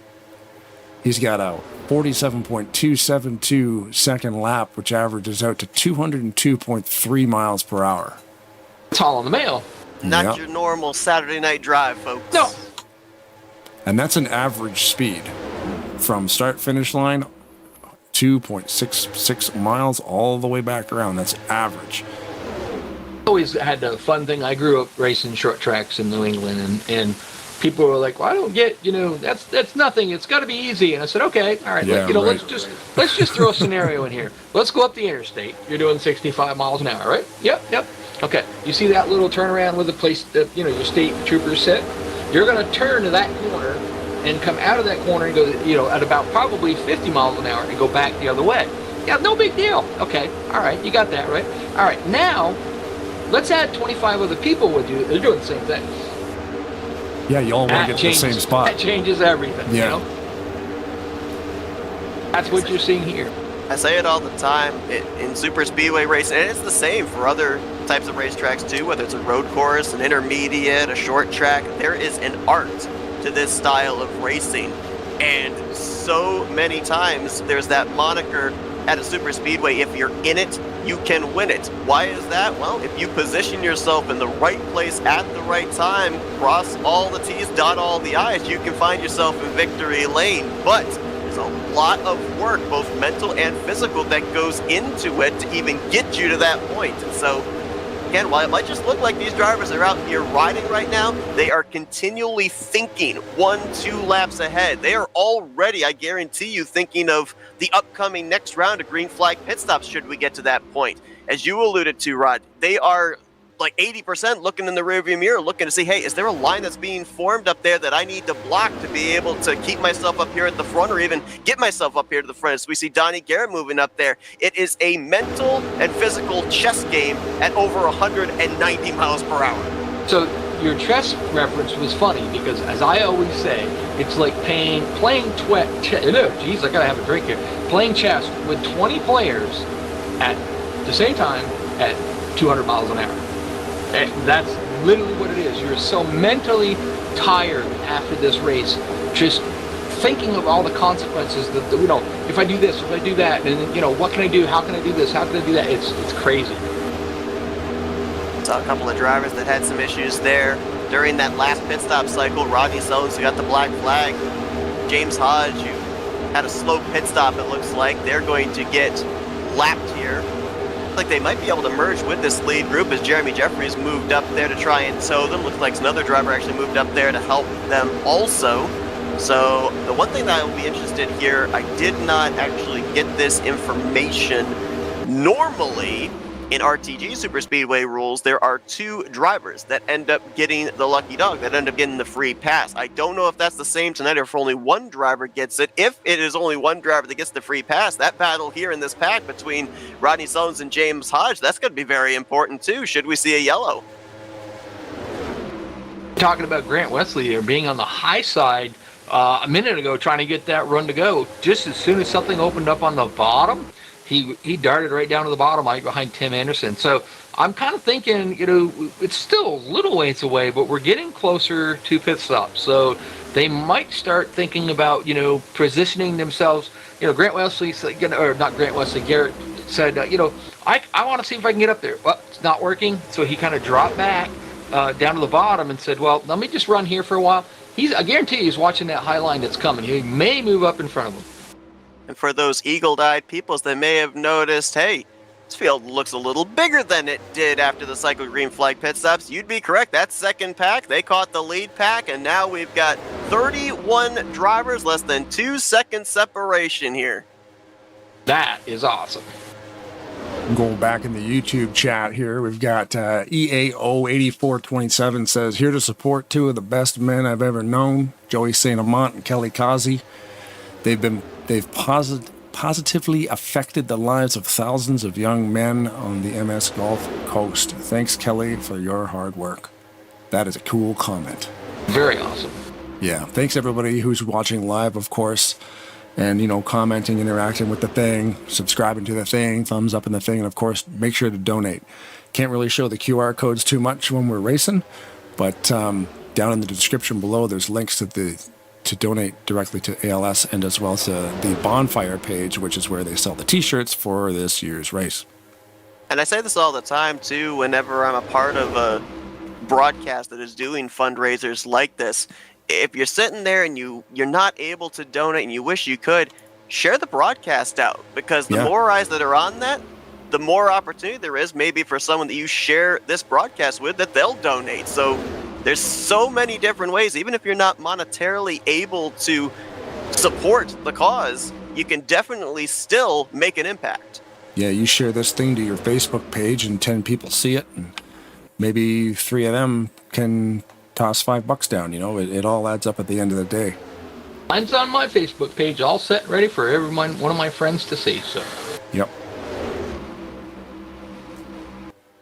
Well, guys, we got through one round of green flag pit stops relatively clean. How about another one? Because we got about 2 laps before we're going to see everybody have to make the dive once again. You're going to not have to wait that long, Rob. Robert Breedlove, Brandstetter, Randy Waugh, Ken Roberts, John Godfrey, and Jock Slocum, I think, are headed to pit road this time. So it'll be the race leader and a bunch of others going to be making the dive onto pit lane. Oh, no! That's a big one! Oh, big one. Nofsker got spun down to the inside. Jeremy Jeffries caught air coming back up the track in front of the field that wasn't pitting. Not a good result for Ken Roberts. So somehow they managed to have enough energy to get to him, spin him, and then, just melee. Danny Carroll got a piece of that. So there's going to be a lot of drivers that have gotten bits and pieces of this incident here. But how about that? About halfway through this race, first caution of the night. Well done to these drivers for that long green flag run from the start.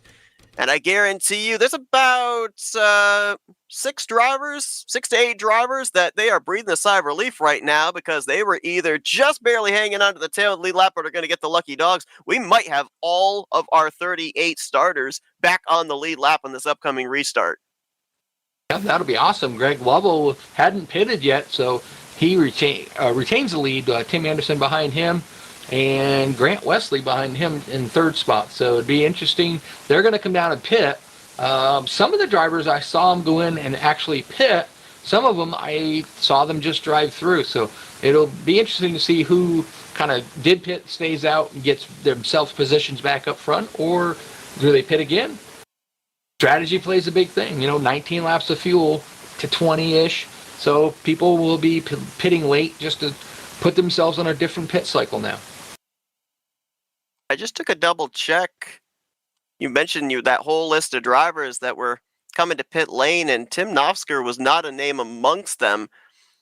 It looks like he made like a late last-minute decision to come to pit road, because that car all of a sudden really slowed down right in front of Greg Palmer's 222. He got lifted up by Palmer, definitely. Somebody went airborne there. I didn't catch the number, but... Sandoval, or not, New Sandoval. New Sandoval. Oh, wait a minute. The new in-race reporter.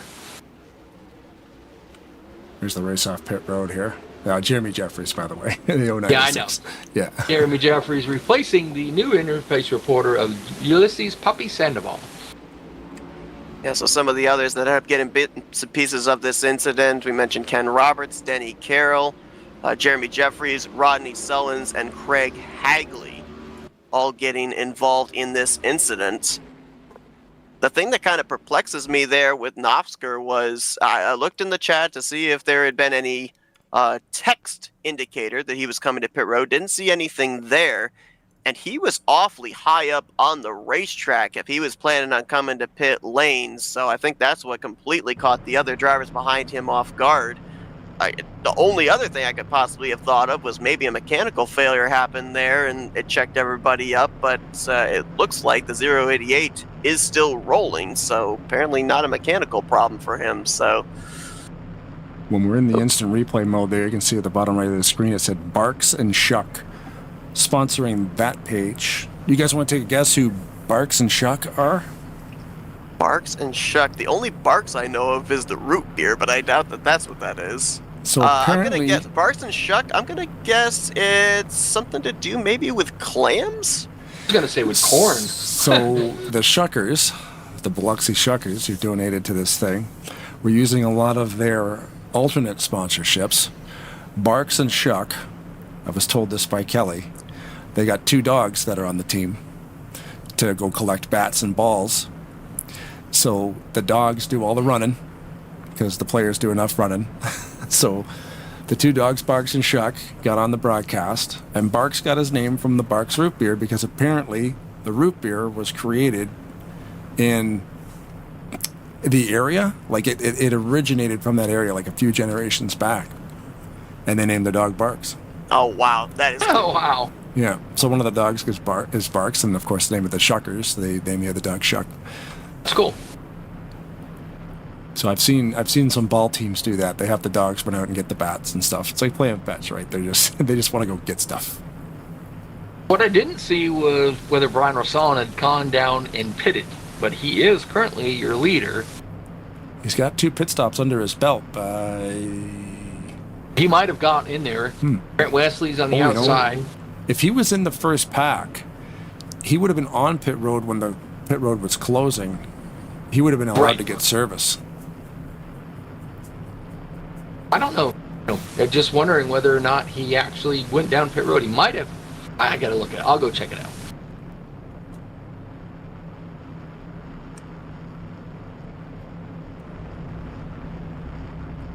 So it looks like Pit.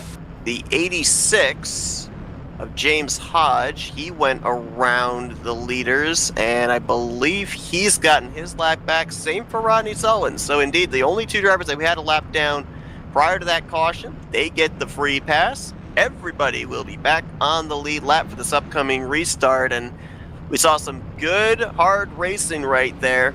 That was the second half of the race. The pay window is starting to open up a crack here as we now traverse into the second half of this race. If you thought you saw intensity there in the first 38 laps, hold on tight. It's just going to get even more wild. He did pit, so that was, he got into pit before the caution actually came out, and so he was in his pit stall when the caution came out. So that's what made put him up front with fresh tires. Yeah, closing of the pits. If you're already past the commitment line and like inside the pits, you can legally make your stop. If the pits close and then you go in, you still can, but you'll get a penalty. You have to go to the back. Under yellow, sometimes you're just forced to get service because this is a long track. If you have to go around or skip service, you might run out of gas. I've seen that happen before. Donnie Garrett got a wicked jump on that. He did right on point. Unfortunately, I saw Dante Ricky right on the back of Brian Rosson. Gave him a pretty good push down there, but now on the backstretch, once that high line gets going a little bit, should prevail. You got Chris Elliott right there pushing Donnie Garrett right down the straightaway pretty good. Mark Paglia behind him. And Brian. I'm thinking Brian. He won last night. That's why. Greg Lovell in the 4th spot on the high side.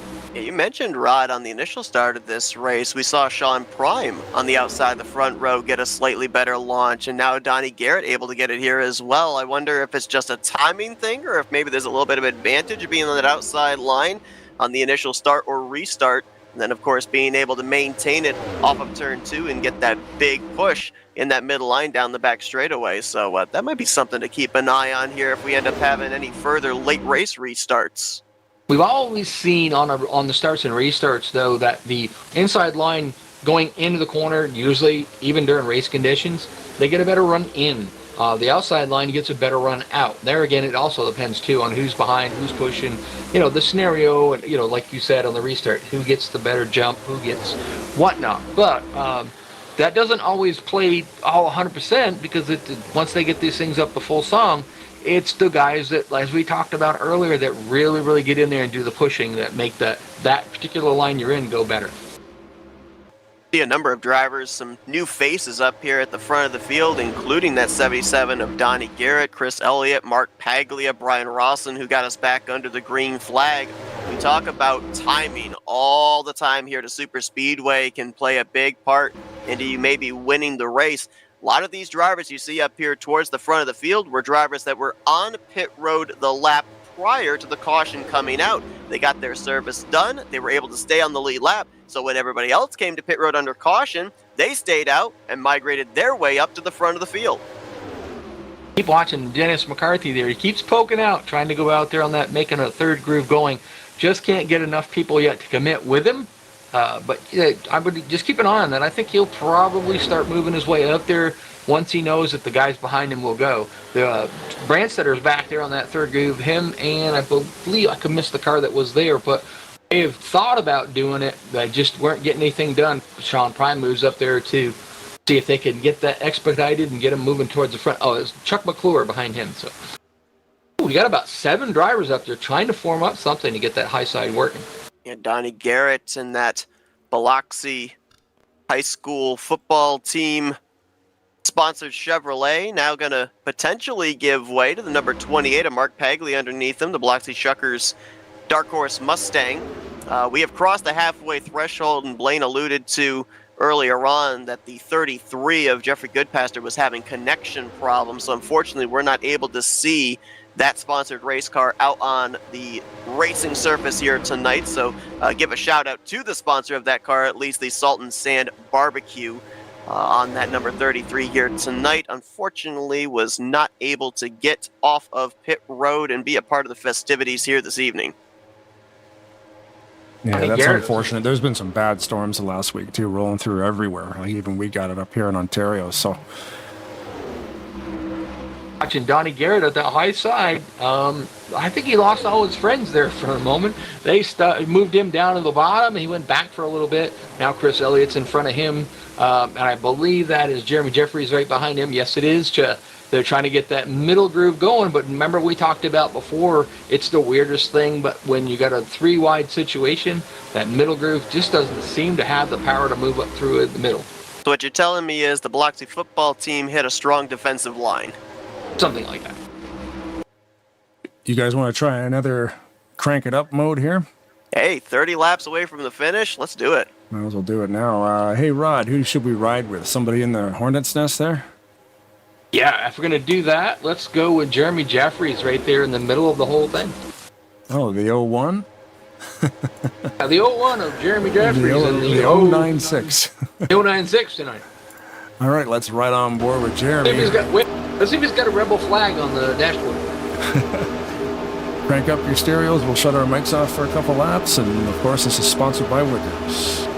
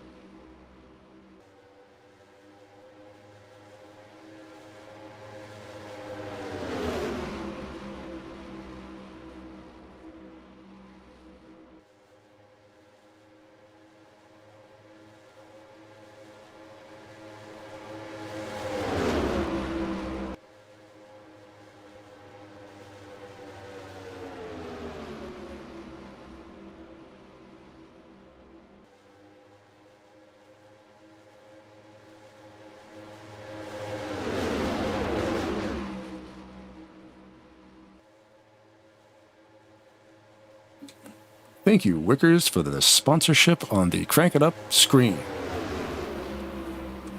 three wide racing as we went to that. That's that tends to happen here sometimes. Super great race too, especially with a stacked field. Like you said, it's basically an all-star race, and you're watching the best of the best right now. This is not easy to do. This is insane. Dak, they've been three wide since you did that. Yeah. Whoa! Oh baby. Typical Four Greg wide. level style, dude. He gets a tap, a little out of shape. Does he lift? No. Nope. Does he lose a lead? Maybe for a moment, but hang on, he's coming back. That was awesome. Here we go. Oh no! Bobby Farrell pushed up off the corner, got Grant Wesley. Randy was facing the wrong way. We might actually only have a few cars involved as everybody else scattered down to the inside. Yellow flag is up for the second time. Do these guys race back? Negative. Okay. I don't think somebody told them that. They'll race back within 10, I do believe. Right. I wasn't sure, but Are we sure they're not racing back? they're racing back. I think they're racing back. Oh, are I'm they? going to tell you. I'm going to tell you they're racing back I because was going to say 194 miles per hour Oh. seems a little quick to just be holding your position back to the start-finish line. I didn't if get it didn't that race memo. back, Ryan Rasan was the leader, and Greg Lovell kind of raced him back to it, so was able to snag it back away. So I don't know, but But that's the caveat too, right? We mentioned about the fact that this isn't your normal weekly league race. This is a special event, so they may have slightly different rules in coming back to the caution here tonight than we're used to. yeah, it's crazy how they do that. For us. We go to one league one night, they don't race back. The next week they go and they race back, and you're like, wait a minute, which I think it's Seth, you know this. I mean, when you do so much broadcasting, every league has little different tweaks. Every league has different this. I mean, we were at TMP doing broadcasts where you couldn't take tires under yellow. You could only do it under green flag conditions, and when you get to the next one, you're like, okay, I got to remember the rules. One of the most overused phrases for us broadcasters, I think. I think, yeah. They're racing back, I think. Yeah. Caution's out, I think. Yeah. that accident there really didn't do much damage to anybody. It really didn't. I believe the only car that really got affected by all of that for the most part was Randy Waugh, and he just basically had to wait until Ken Roberts was able to get out from behind him, be able to get his car turned around. And it's interesting, just after that wreck, I was going to mention before the incident occurred, we had all 38 drivers still up in that lead pack and still up to speed, even after we saw some pretty hard hits in the first wreck. Everybody still appears to still be competitive in the hunt for this victory, and I think we could say the same here after this incident. I mean, that... And if something like that's going to happen too on the back straightaway, you can see how much tarmac there is back there. There's really, you see something happen and you can steer that thing to the left, go for a drive, and slam the brakes on, whatever you got to do. There's lots of pavement back there to, just the extra space is nice. And So that's we got what a couple everybody of did. drivers that elected to stay out here. And we got to maybe start considering fuel strategy here in the closing stages. Now, most of the series that we cover for Super Speedway series, they usually only run 66 laps. Mm-hmm. So they're used to that number and what strategy they have to do to be able to get to that point. Tonight, we're running an extra 10 laps, 76 laps in total. So it is a little bit varying now in terms of what your strategy is. Cody Lamas and James Hodge, they stayed out. I'm almost certain they're going to pit this next time by. We're looking, if the lights go out on top of the pace car next time by, it's somewhere around 23 laps remaining. I'm not necessarily certain that we can make it the rest of the way. I don't think you can save enough to be able to get that 3 to 4 laps you're lacking. But what this could do, pitting this late in the caution period, could maybe be a difference between you coming down pit road on the final pit stop if it's under green flag and taking on a half can of fuel or a full can of fuel. And those small precious seconds actually do make a huge difference once everything is cycled around. I got an idea here. Do you want to grab Sean Prime? We'll talk to him under yellow here because we've got Eric Ohms from Encore Sports Medicine sponsoring in-car interviews. So we could grab one of these guys. Is Prime a good one? I think Prime's a good call. Let me find him. See if we can get Prime. John Prime, also part of the Rolling Thunder Gaming Racing League as well. And he's driving Bones' old car. Sean Prime live on the air here, buddy. You got us? I do. How are you? Cool. We were just curious. You're driving David's car, and here we are. This race has been fantastic. We were just trying to get a track level opinion, if you will. I tell you, it's been a heck of a race. Honored to be asked to drive this car in this special event. Hang on, let's let Chuck by. Trying to top off a little fuel here. I think fuel might matter at the end. You never know it, but it's going to get on here. But just really happy to be out here again with the supporting such a great cause. Team Elmo 200 and Joey St. Amat. Kelly Causey's done a heck of a job with this, and they've got 3 doors down on this car here too, honoring the late Brad Arnold, lead singer there. And that's part of a special deal, and it's a pretty hot looking Rodney Sullins paint job, that's for sure. But driving this car, it's mixed emotions, man. I'm just trying to do it right, trying to do my best. It's been great race and tough going. We were bogged down there, and we got a long way to go right now, but we got a mission and see where we can get there. So I think it's going to be an exciting finish. Yeah, it's always so cool when we come out here to this ALS race and all the money that we're able to generate doing it. And, again, thanks to Rolling Thunder, man, like you guys always let us use the facilities. I'm sure Kelly is eternally grateful for the awesome racing server and all the communication software we're using, the TeamSpeak channel as well. So, yeah, man, big thank you to Rolling Thunder and yourself for letting them use this stuff tonight. I hear you. We're happy to have Tarnation TV on board, and you guys is always doing such a great job. You got the A crew with yous, and getting ready to go green here. Again, just a great cause. I think you're going to see a lot of excitement here. A shout out to my lovely wife Marianne watching at home, and we'll see what we can do here. Hopefully the thing's been off the ground for the last time on the jacks, and that's the only time it's going to get off the ground tonight. All right, well, let's go. Good luck, buddy. Here we go. Thanks, Sean. Good luck. The 003 of Sean Prime. And he's going to start pretty deep in the field. Looks like around the 31st position, as up front, the Play More Country Music, number 8 of Greg Lovell, who we saw have that great save at one point when they made their way through this exit of the tri-oval. He's going to get us back green. The 60 at the very back just took a hard right. All by himself. Yeah, Craig Hagley. Took off. Yeah, it just sort of rolled in the wrong direction there. It's kind of strange. Like he's going again. Yeah, hopefully he gets her going, because there's some traffic coming. Greg Lovell got a great start, but didn't have any help behind him. Brian O'San just wasn't close enough to help him out. Outside line got a little bit better run. Tim Anderson moved down in front of Greg Lovell in that bottom groove. We'll just wait and see if that high groove can. Looks like they're getting that momentum built up. They may go right around the outside there, Tim Anderson. Yeah, there's been a bunch of drivers here. It's been kind of back and forth. Some drivers up to the front and then migrate to the back, work their way back forward. But there's been a few up here that have been stationary inside the top 5, top 10. Greg Lovell in that 8 being one of them, Mark Pag in the 28. But this car out in front here of Tim Anderson as well. Seems like just about every time I see his race car, he's inside of the top 10, so he's done a good job of keeping the track position here tonight. I just don't understand how some of these guys are as good as they are. You were talking about, Sam Prime being back there a little ways, but, some of these drivers can be back there in this short period of time and find a way up through there.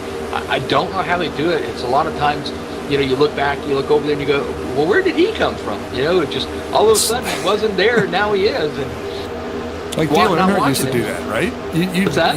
Dale Earnhardt used to do that. He'd be like in 28th position, and then like 6 laps later, he's up in like 5th. If you're at Michigan, that's Alex Moe. But Alex Moe is one that we always talk about. That we haven't really seen him much up near the front. But you look at it, we're 20 laps to go. Where's Alex Moe? He's fourth truck. There we go, fourth car on the inside. He's right there where in contention where he could actually do something. So that's one of those guys that's like that. You just got to watch some of them drivers. When it comes to it, they always seem to find their way to the front. Yellow is up. Now, Brian Wolf went around there over in 1 and 2, and we are racing back, and we are 4 wide. Holy oh smokes, my goodness! Boys, calm down.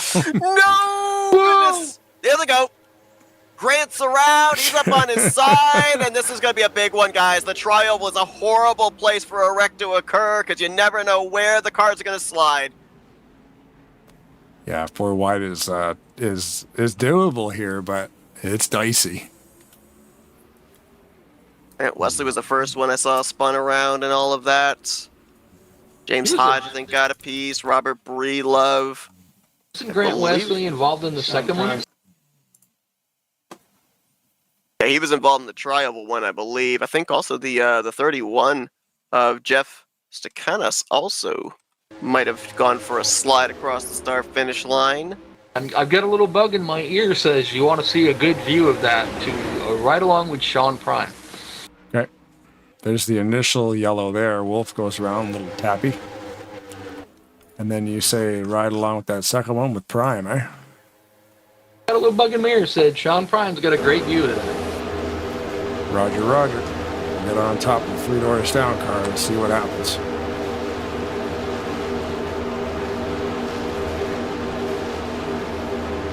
It looks, we were talking about numbers earlier. I look over. Put it in slow motion because I have a feeling a lot of stuff's going to happen right now. Looked at, you see the 51, you know, Brian Wolf. I'm not used to seeing him in that. I was like, 51, who's that? Yeah, wow. He just missed. Oh, wow. He's going through both. That's wreck avoidance.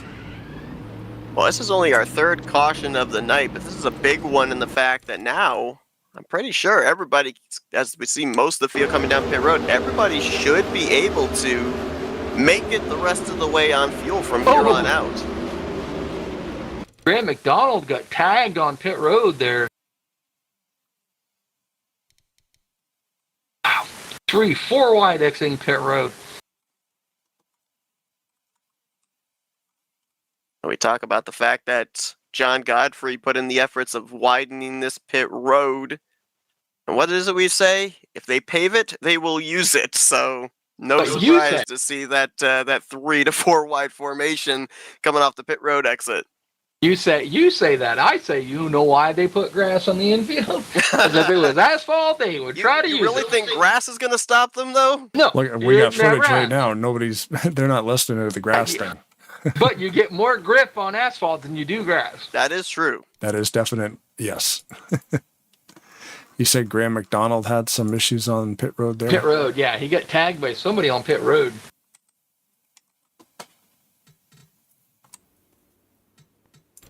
Graham running a 37, usually runs a 24. Yeah, those are new numbers that we're still trying to figure out. Fellow Canuck. Oh, yeah, there's a big bottleneck there. Yeah, he's the only Canadian. Well, there's 2 Canadians in here, me and Graham. He's the only one driving, of course. And that car you saw that was kind of stuck behind him was Grant Wesley, who was involved in that incident coming back to the caution in the tri-oval. I think really out of everybody that's been involved in the respective wrecks here this evening, he's the only one that I've seen with any visible damage at the conclusion, and not very much. Just a little bit of a push in on the back end of the race car, the back bumper. I think he's going to be okay and still up to speed. One of the things that's good to see here tonight is, yes, we've had 3 cautions. Yes, we've had wrecks. But we've yet to really see any wreck or any driver end up making contact that is pretty much going to take them out of the running and have them just riding around at the rear of the field for the rest of the night. Everybody still, at least for the most part now, seems like they still are going to be competitive and still in the hunt for this victory. I was kind of checking through the field, checking on Herman Reith and Jeff Stakanis, and the names that probably are not too familiar with the guys of Tarnation TV or Flat End Network.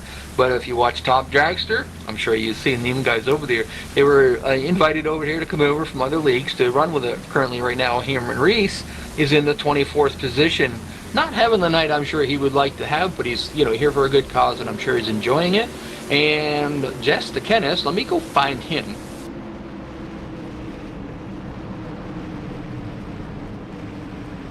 Got to go a little further back to find him. He is back in the 37th position. So the guy that gives me one of the hardest times, when I used to race with him, back there. So come on, Jeff, step it up a little bit, buddy. Let's get up there. You get a chance to turn the tables on him tonight, huh? Yeah, darn right. You can't talk Wait, back. you notice I said, step it up, buddy. Tim Knopfsker, who we saw involved in an earlier incident during a round of green flag pit stop cycles, he's going to be our race leader when we go back green. Maybe one of the tastiest cars in the field here tonight, that Sweet Magnolia Pecan Candy sponsored Chevrolet. Yeah, I was checking that out before. That looks delicious.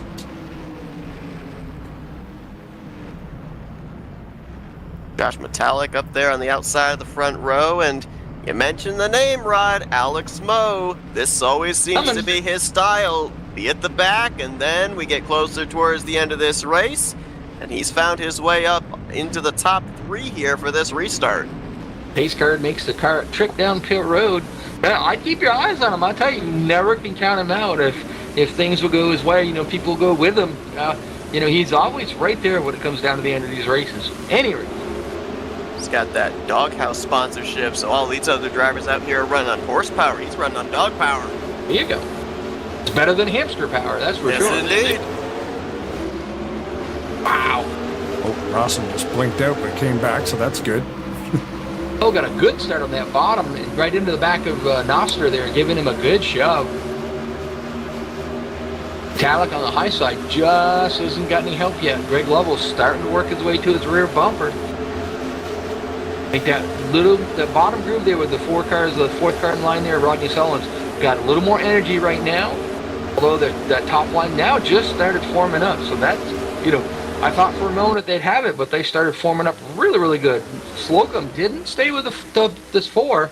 And then you see cars it amazes me how, Slocum said, I don't want the bottom. The next car behind him says, I'll take it.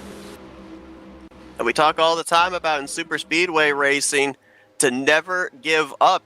Circumstances could play in your favor even after you've had early adversity. You mentioned the name Rodney Sullins. I had to do a quick look over to my grid. Remember, Rodney ended up getting a black flag under the first cycle of green flag pit stops, had to serve the pass through him, fell a lap down. Now he's fought back, trying to keep himself up inside the top 10. One of the greatest, in my opinion, painters in this kind of game here. No doubt. He is incredible painter.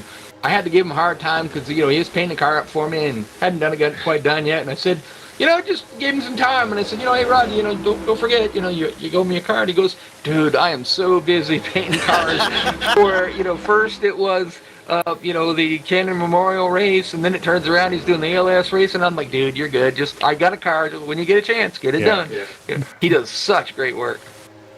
There's so many great contributors to this entire thing. You talk about painters, like James Hodge is another one. He's created a lot of the special effects I'm using, like different smoke effects, different sparks, different templates for the cars.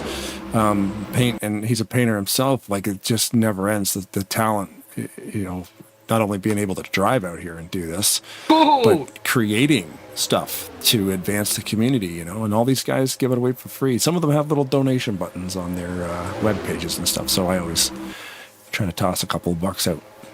That was crazy. So Chris Elliott had formed a 3rd groove up there. Alex Moe decided he was going to try to go up there and see if he could get in front of that. I don't think he quite got there, so he backed out. By doing that, then Jeremy Jeffries pulled up, so he was going to try to do it. Really shook things up there for a minute. Just stalled out that high line. I think Alex made the right decision on that. He's right behind Brian Rosallin on that. In the middle groove, about the 4th car back. Oh, no. Sean Prime hangs on to it after a little contact. I think that was with the 712 of Bob Seminara. And going back to your point there, Rod, all that interaction you were talking about, it stacked up the field enough that Prime found himself for a moment on the outside of a 4-wide situation with, I believe Chuck McClure was a part of that 4-wide, as well as, I think it was Nate Balser. So, yeah, there's a cause and effect ripple that can take place, especially if something happens up at the front of the field. It affects the mid-pack to rear of the field in a big way. Well, we always talk about how, I always say, like, the proper way is Alex Moe moves down to the bottom in front of Donnie Garrett there and just take the power. It's going to run that bottom line there. But how they make the proper move to go from that middle lane to the high lane or down, it's really an art form. You got to kind of go up there and do it right, because if you don't, you end up moving up in front of them, and you stall that lane out, But if you do it right, it doesn't stall it down at all. Jeremy Jeffries pulled right out in front of Alex Moe there, and that's the way you do it. You saw how he did that. He went out there with all that momentum, didn't slow that line down as Alex Moe says, nope, I'm going back up to the middle. Yeah, that 096 of Jeremy Jeffries has had an adventurous night. I mentioned about that incident Tim Knopfsker was involved in. Jeremy Jeffries was in that and had his rear tires up off the ground doing a blowover up into the entrance of the tri-oval. That car is still up to speed, still competitive, and trying to find some help on that inside line. Right now, he's only got Donnie Garrett for assistance. Mark Paglia is looking to see about making that third groove, well, I say third groove, but the third lane run. There is no guys on the bottom lane there at the moment. They started to go up there. Jessica Orley goes all the way down to the bottom. She was in the top lane just a minute ago. She moved down to the middle lane and then all the way to the bottom, leading that lower groove down there, trying to get that pack to come up to the front. Yeah, she's no stranger to this track. No. I mean, she said she's going to retire from racing the game, but you know what?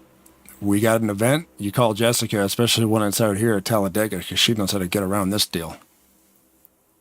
Think about it for a minute, though. All right, let's pick a lame duck in here. All right, Seth, go out. Just pick a lame duck. Somebody out here that doesn't deserve to be here that can't win. You can't. I can't. These guys are say, don't put me on the spot. That's impossible. That's the only car I can think of. They're the best of the best of the best at the super speedway racing, and that's why we get such the racing we have tonight. I mean, it's awesome to watch these guys do this. Like I said, I'm happy to be right where I am calling this race from here because I wouldn't want to be out there. I'm not that talented of a driver at this super speedway stuff. Well, think about it too as well. You talk about a weekly series. There's the pressure that you put on yourself to go out there, perform, try and get points, maybe try and win yourself a spot into the playoffs, anything like that. Here tonight, there's further responsibilities for the drivers. Not only are they out here behind the wheels of these race cars, but the sponsors they've got in these cars here tonight, the bids that have been placed on these cars. I mean, there's some other people that they're kind of have a responsibility to here tonight to finish the best they possibly can as well. Do you think any of the drivers went out there to see if they had a bid on him, how much they had on him, and would that add the pressure? I don't think I would look. Honestly, I don't think I would look. I wouldn't. But you know what I mean? Do you think any of them would look to see, well, somebody put this much of a bid on me, and I don't remember that. They do, if you pick the winning driver and you do it, that you do win something. I don't know what it is, but it's not about what you win, it's about, what you can do for the ALS Foundation. Well, and I think I saw that sheet, and every single car out here had a bid on it today. They did. And that hasn't happened in previous years, I do not believe. So that's pretty wild. That's another thing. He generated another, hundreds of dollars just on car bids. Probably almost, I don't know, about 1,000. But yeah, it looked like it was a pretty hefty chunk. Well, two of them were up over 300. So yeah, probably almost $1,000 just on car sponsors. Four cars right there in the middle. Whoa, wait a minute. I was going to say that just as I started talking about it, Dante Ricky just pulls up into that outside groove there. There's a third lane that's forming up there that is very stout. Lot of cars, a lot of tight, running, and they kind of took out that momentum when Dante Ricky just pulled up in that high side. It took the momentum out of that middle lane. Now you've got Alex Moe still hasn't given up. Bob Seminara from the high side to the bottom to pull out in front of Alex Moe. What is it they say, Seth? Business is about to pick up. Oh, I think it's already picked up with what we're seeing right now. Now Randy Wall's going to get stuck in the middle. Oh, we're stacking up there, though, as that, I believe, was Greg Palmer. Got a little squirrely. Bobby Farrell behind him. Oh, we got a car around in the back. Big hit into the outside wall. I believe that's Robert Breedlove, and he just flipped the 86 of James Hodge up into the air. Big hit into the inside wall for him, as well as Brian Wolf, as caution will fly for the fourth time tonight. More wrecks up front. Still wrecking after the caution. Oh, big wreck. Oh, man. They usually will race full speed back to the back straightaway just because there's a lot more room back there to fan out, and then they can slow down and let the pace car go. I wonder who... Oh, it looks like Rawson got a little bit sideways there. I don't know. I was following him up through there. Brian Wolf's car is pretty beat up there, but I was following up to the line there, and I just saw one car turn, and I saw it go airborne. And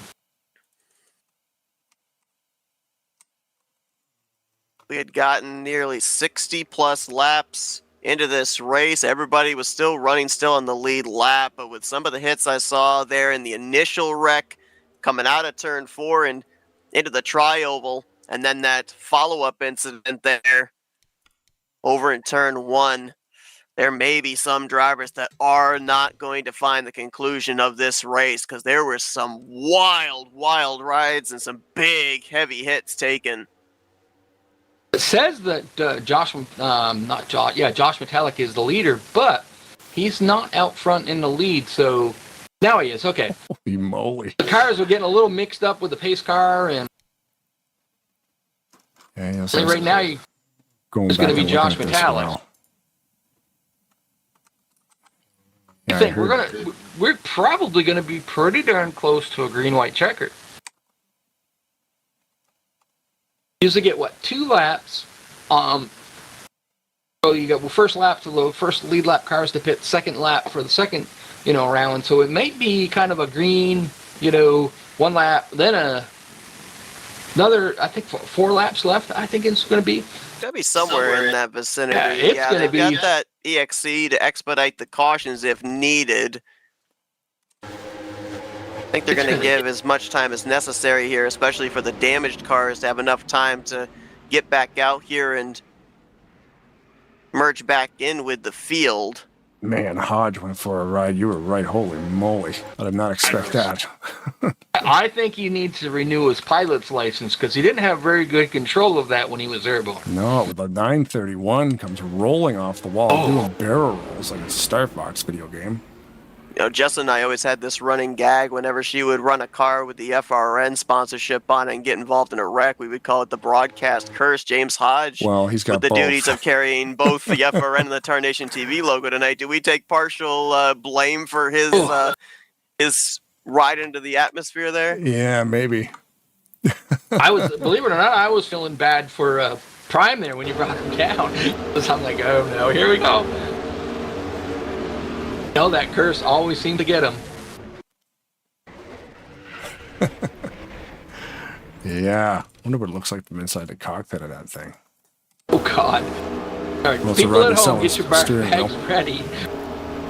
What makes this interesting, guys, we're going to wait and see when they make their way out of turn 4. But it looks like some drivers that were involved in that wreck coming back to the caution, they've got visible damage, but it looks like they're staying out because, as you said, Rod, there's going to be so few laps left. They're basically saying, I'm not giving up all that track position and starting at the rear of the field to repair this damage. I'll just hope that it's not really going to affect my speed and stay up here. Chuck McClure's got a pushed in right side and back bumper. Randy Waugh behind him, his bumper's pushed in. The right side is caved in on the 222 of Greg Palmer. So there's a lot of drivers up here with dings and dents, but they're going to soldier on and see what they can salvage here. Yeah, if you've got fuel enough, it doesn't always come out better when you go to pit road and fix it. Sometimes you got fuel enough, you can make the distance. You're in a pretty decent track position. It might not hurt them that bad. You know what I mean?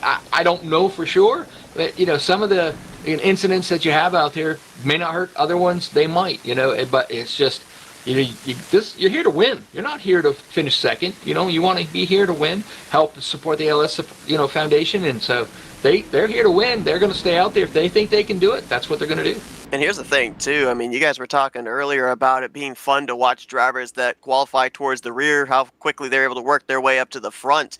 Some of the best in the business to do it, Chuck McClure, Grant Wesley, I've heard even them say that with this car and track combination, that it is so easy to push here that actually it makes it even a little bit more difficult to work your way from the back to the front. You have to be a little bit more patient. So with that being said, too, I think that also plays a factor into all these drivers up here not wanting to give up that track position with these 4 laps we're going to have left.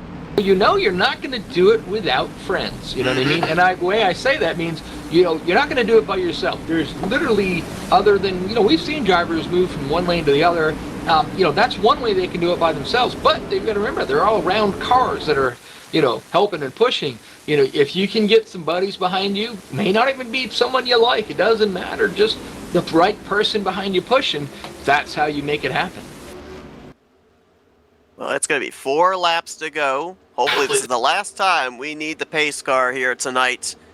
As Josh Metallic, Dante, Ricky going to bring us down. Hey, let us know in the chat, folks, who you're rooting for, because this is going to be a heck of a finish this evening at Talladega. Business is really going to pick up right now. It is really going to pick up. Next flag will more than likely end the race with only 4 laps remaining. Can they get back to the white flag is the question. Ooh, green flag Dante waves. Ricky with a wicked start. Yes, he did. He timed that perfectly. And we got a spinner towards the back. Dennis McCarthy. It's on the inside of the racetrack, so I think we stay green. Yes, indeed, we do.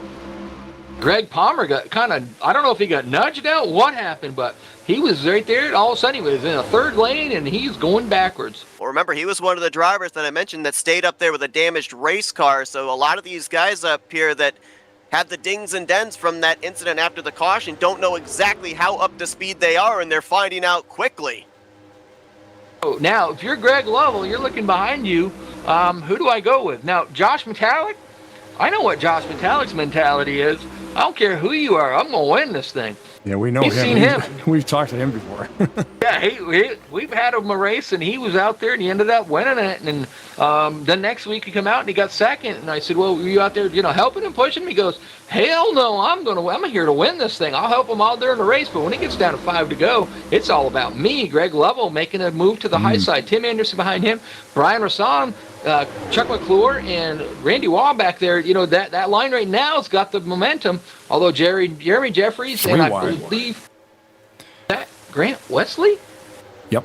Yes, it is. He's still running? He is still He's running. been in a lot of incidents, but them guys are trying to make that move on the bottom side. Only car that has retired, but we just saw the accident. James Hodge completely shredded, so he was forced to leave. But he's the only one out of the whole field. 37 cars strong. 2 laps to go. Now what? Look at this 3 wide knot.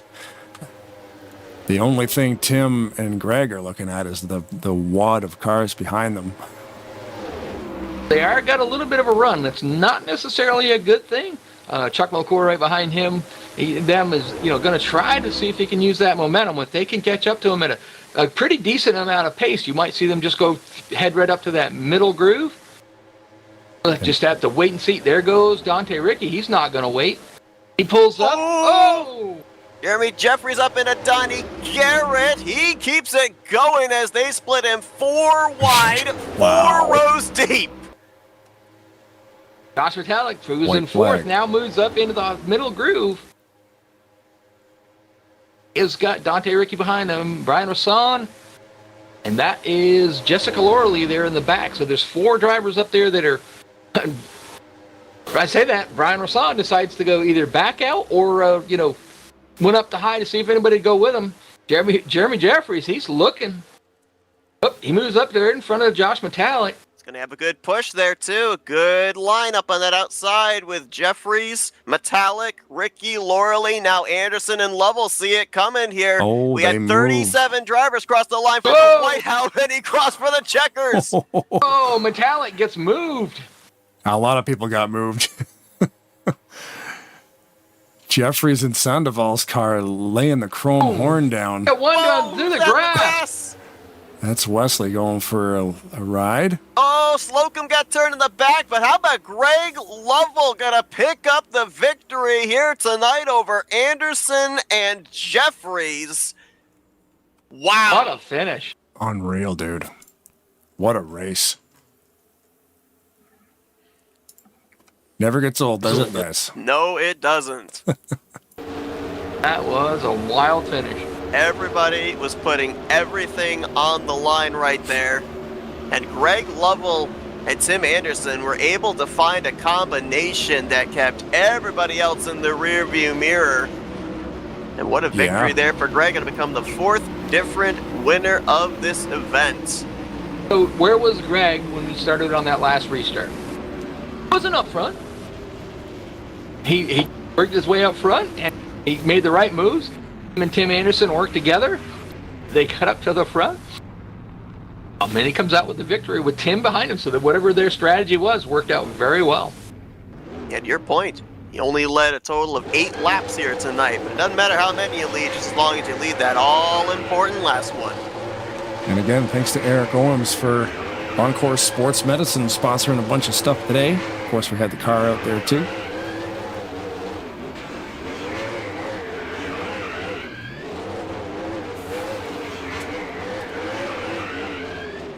Might be a lengthy celebration here for Greg Lovell. I mean, we talked about the fact that when there's a race like this that has the cause behind it and so much gravity behind the scenes, it's these type of races too that drivers want to win. Getting ready to pull Jeremy Jeffries down here, but we got to wait for Lovell out there. I think he's going to go until there's cords showing on them tires. Or the motor blows up. Yeah, he's still got plenty of fuel, so it's definitely going to be, I think, the motor that's the deciding factor in how long this celebration goes on for. You got to congratulate him, though. That was, good move there. Got him out front. Tim Anderson stayed right with him, and they were able to pull it off.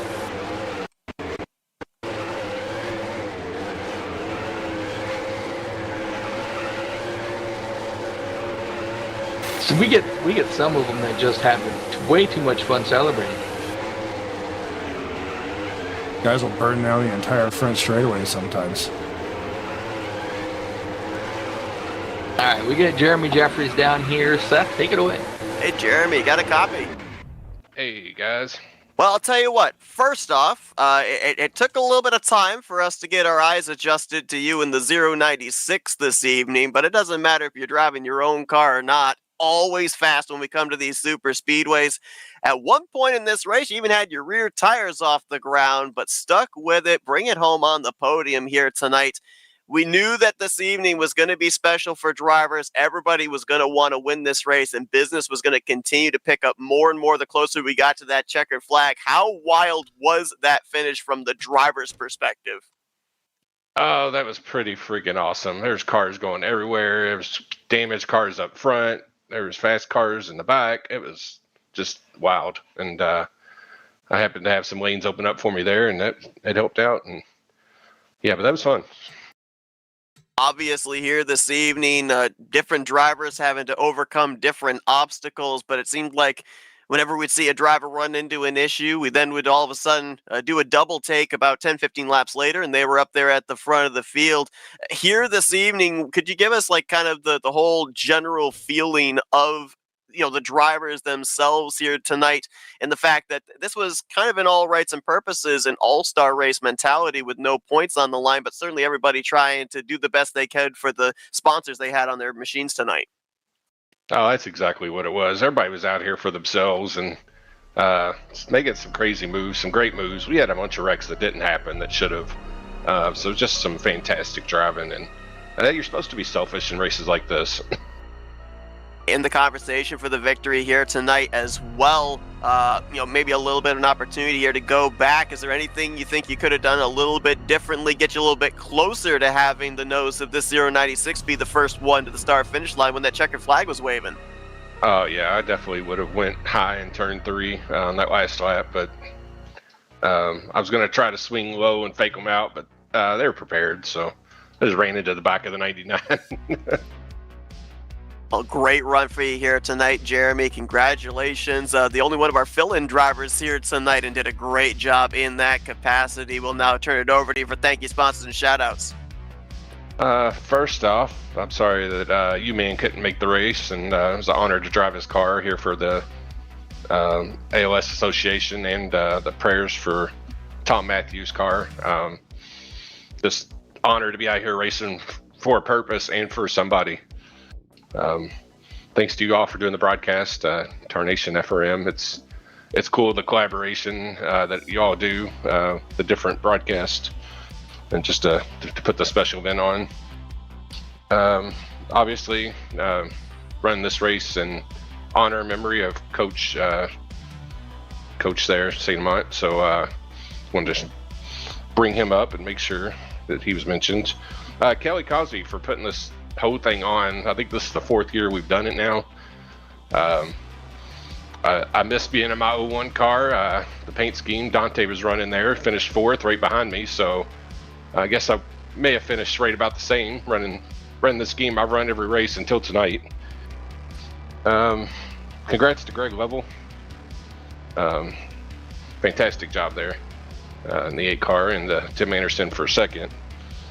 And everybody at RTG for allowing the server to be used in TeamSpeak and to get everybody in here. And it ran fairly smoothly. So thanks to Josh and Tim, Rodney, Sean, everybody that helped get everybody in here. And Ken, gosh, I don't know. There's too many damn people to thank here. So sorry to everybody I missed, but what a fun race. And can't wait to watch it back.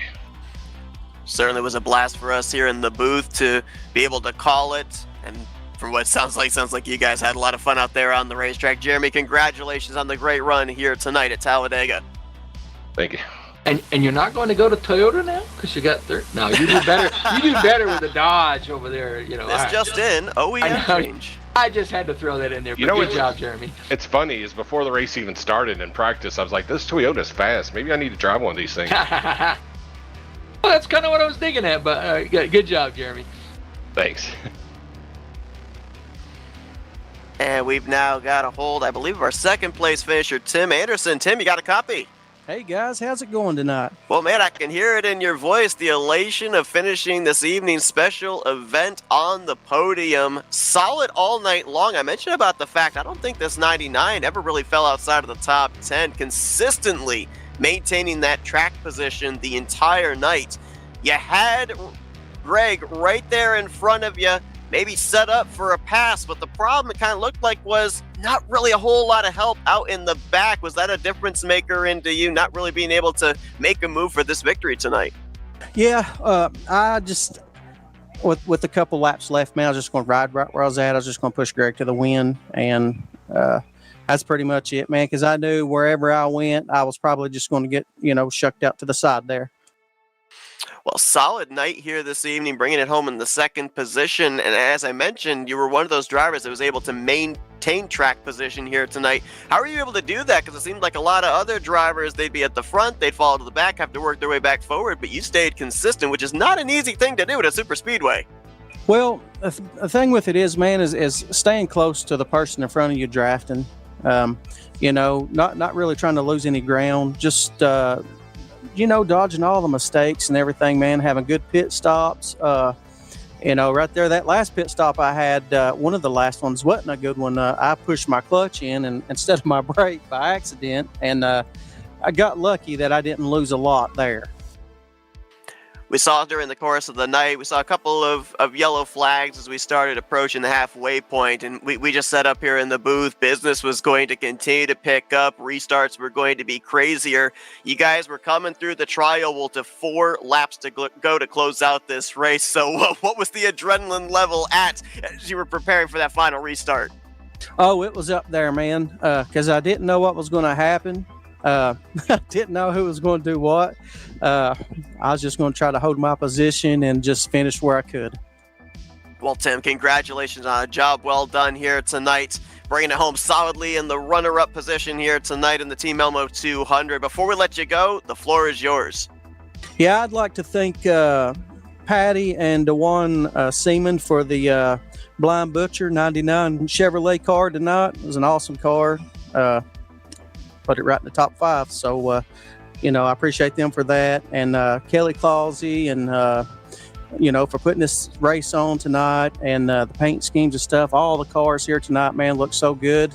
Kelly and John, and I think it was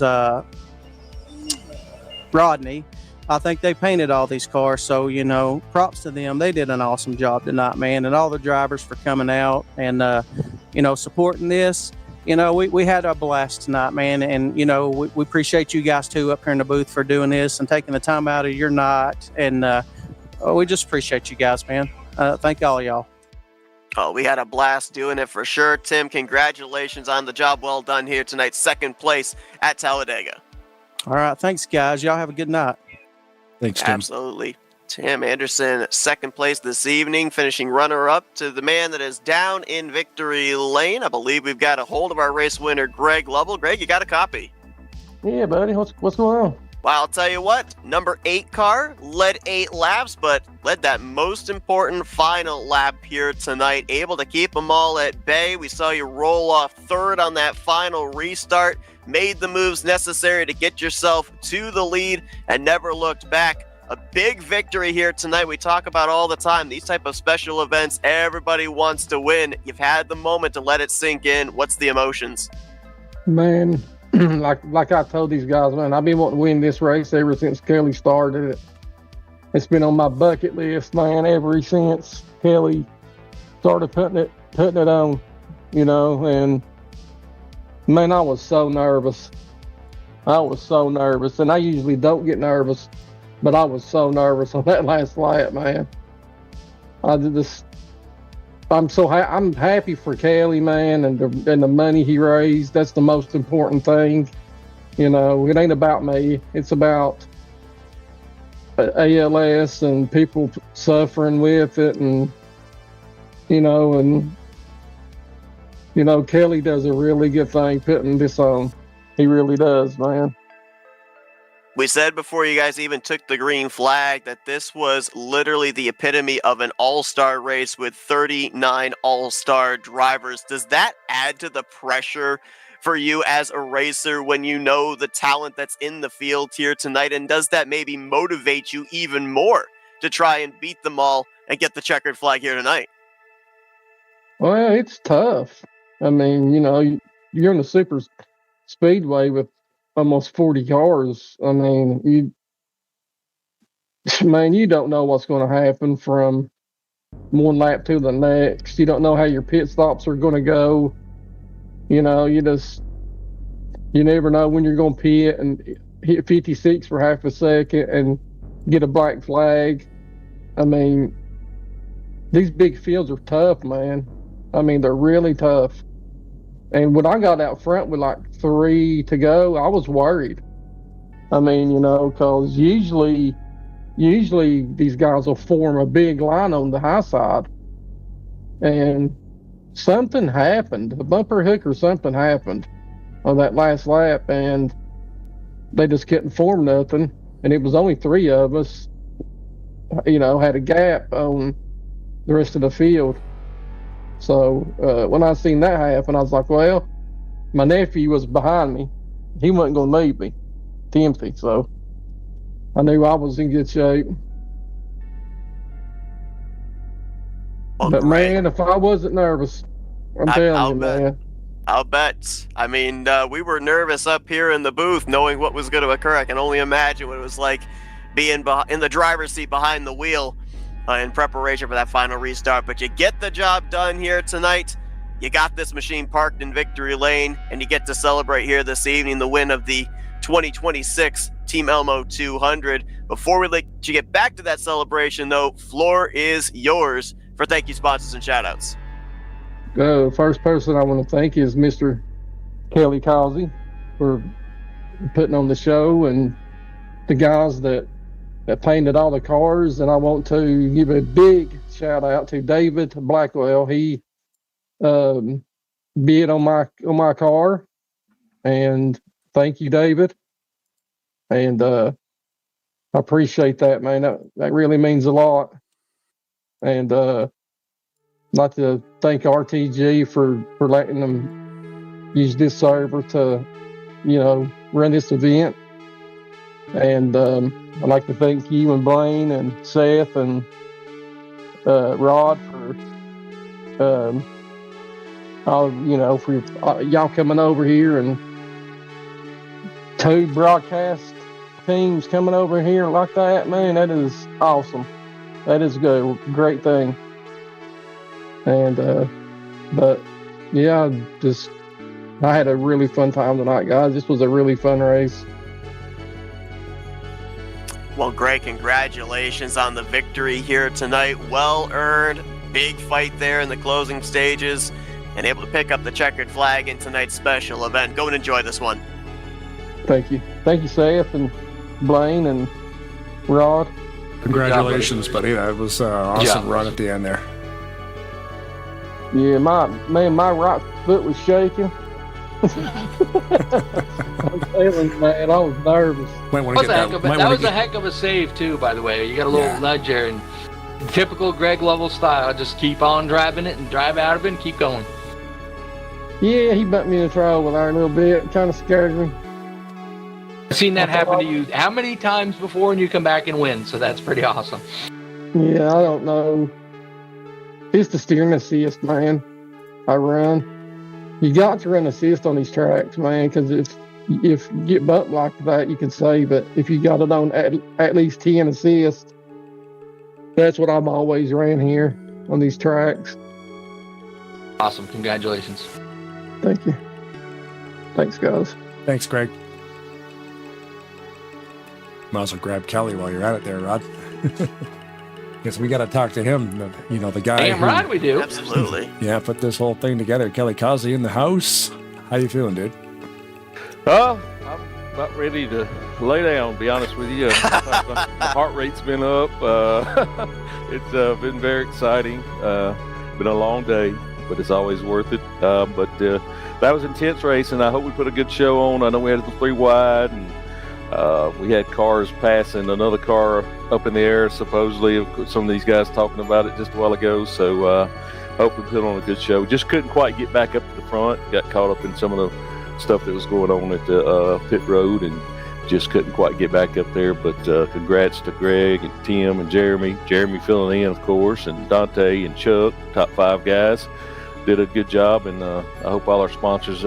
I hate it for the Salt and Sand Barbecue. We're going to give them a pub. Chris Horton, you know, the guy that was in that car, power went out as soon as, right when we were going to the starting grid, and texted him, and he called the power company, and they said it was going to be about 2 hours. Just one of those things. But, you know, if he's a good friend from Ocean Springs, Mississippi, so I'm going to give them a shout out. You know, if y'all got a picture of it, y'all can put their car back up there because they didn't get any time. But it's a 33 car. But it was overall, I thought it was a good race. I thought we put on a good show. I know you guys did great, and I look forward to watching it. It's just nerve-wracking right now, just trying to wind down, but exciting racing. Yeah, there it is. We ended up seeing 3 wide. We saw on occasion 4 wide here tonight as well.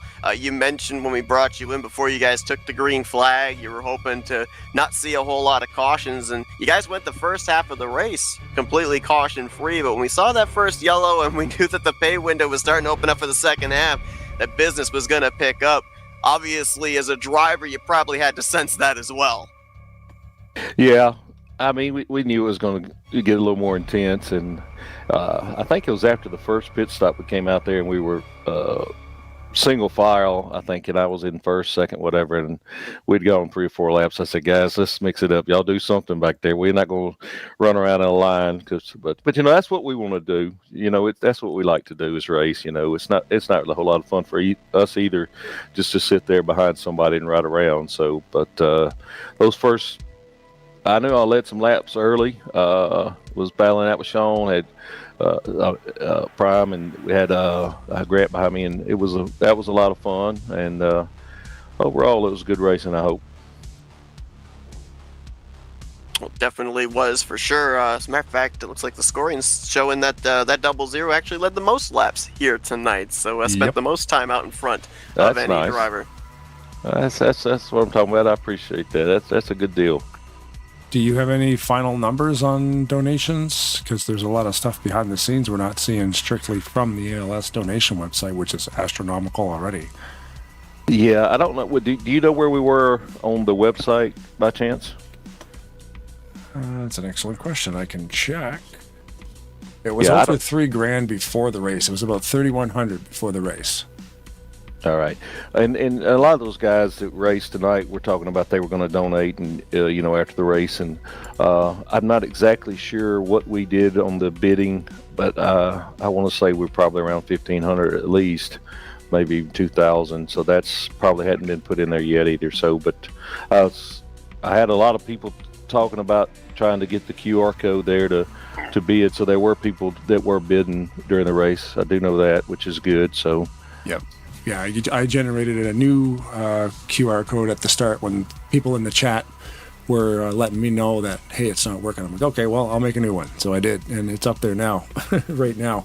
Yeah, the guys that are down there watching it in the JBs and tailgaters, they all have already texted me and said it was a wonderful, awesome job, and they enjoyed it. And that's what it's all about. Try to put on a good show for the people and raise some money in the meantime.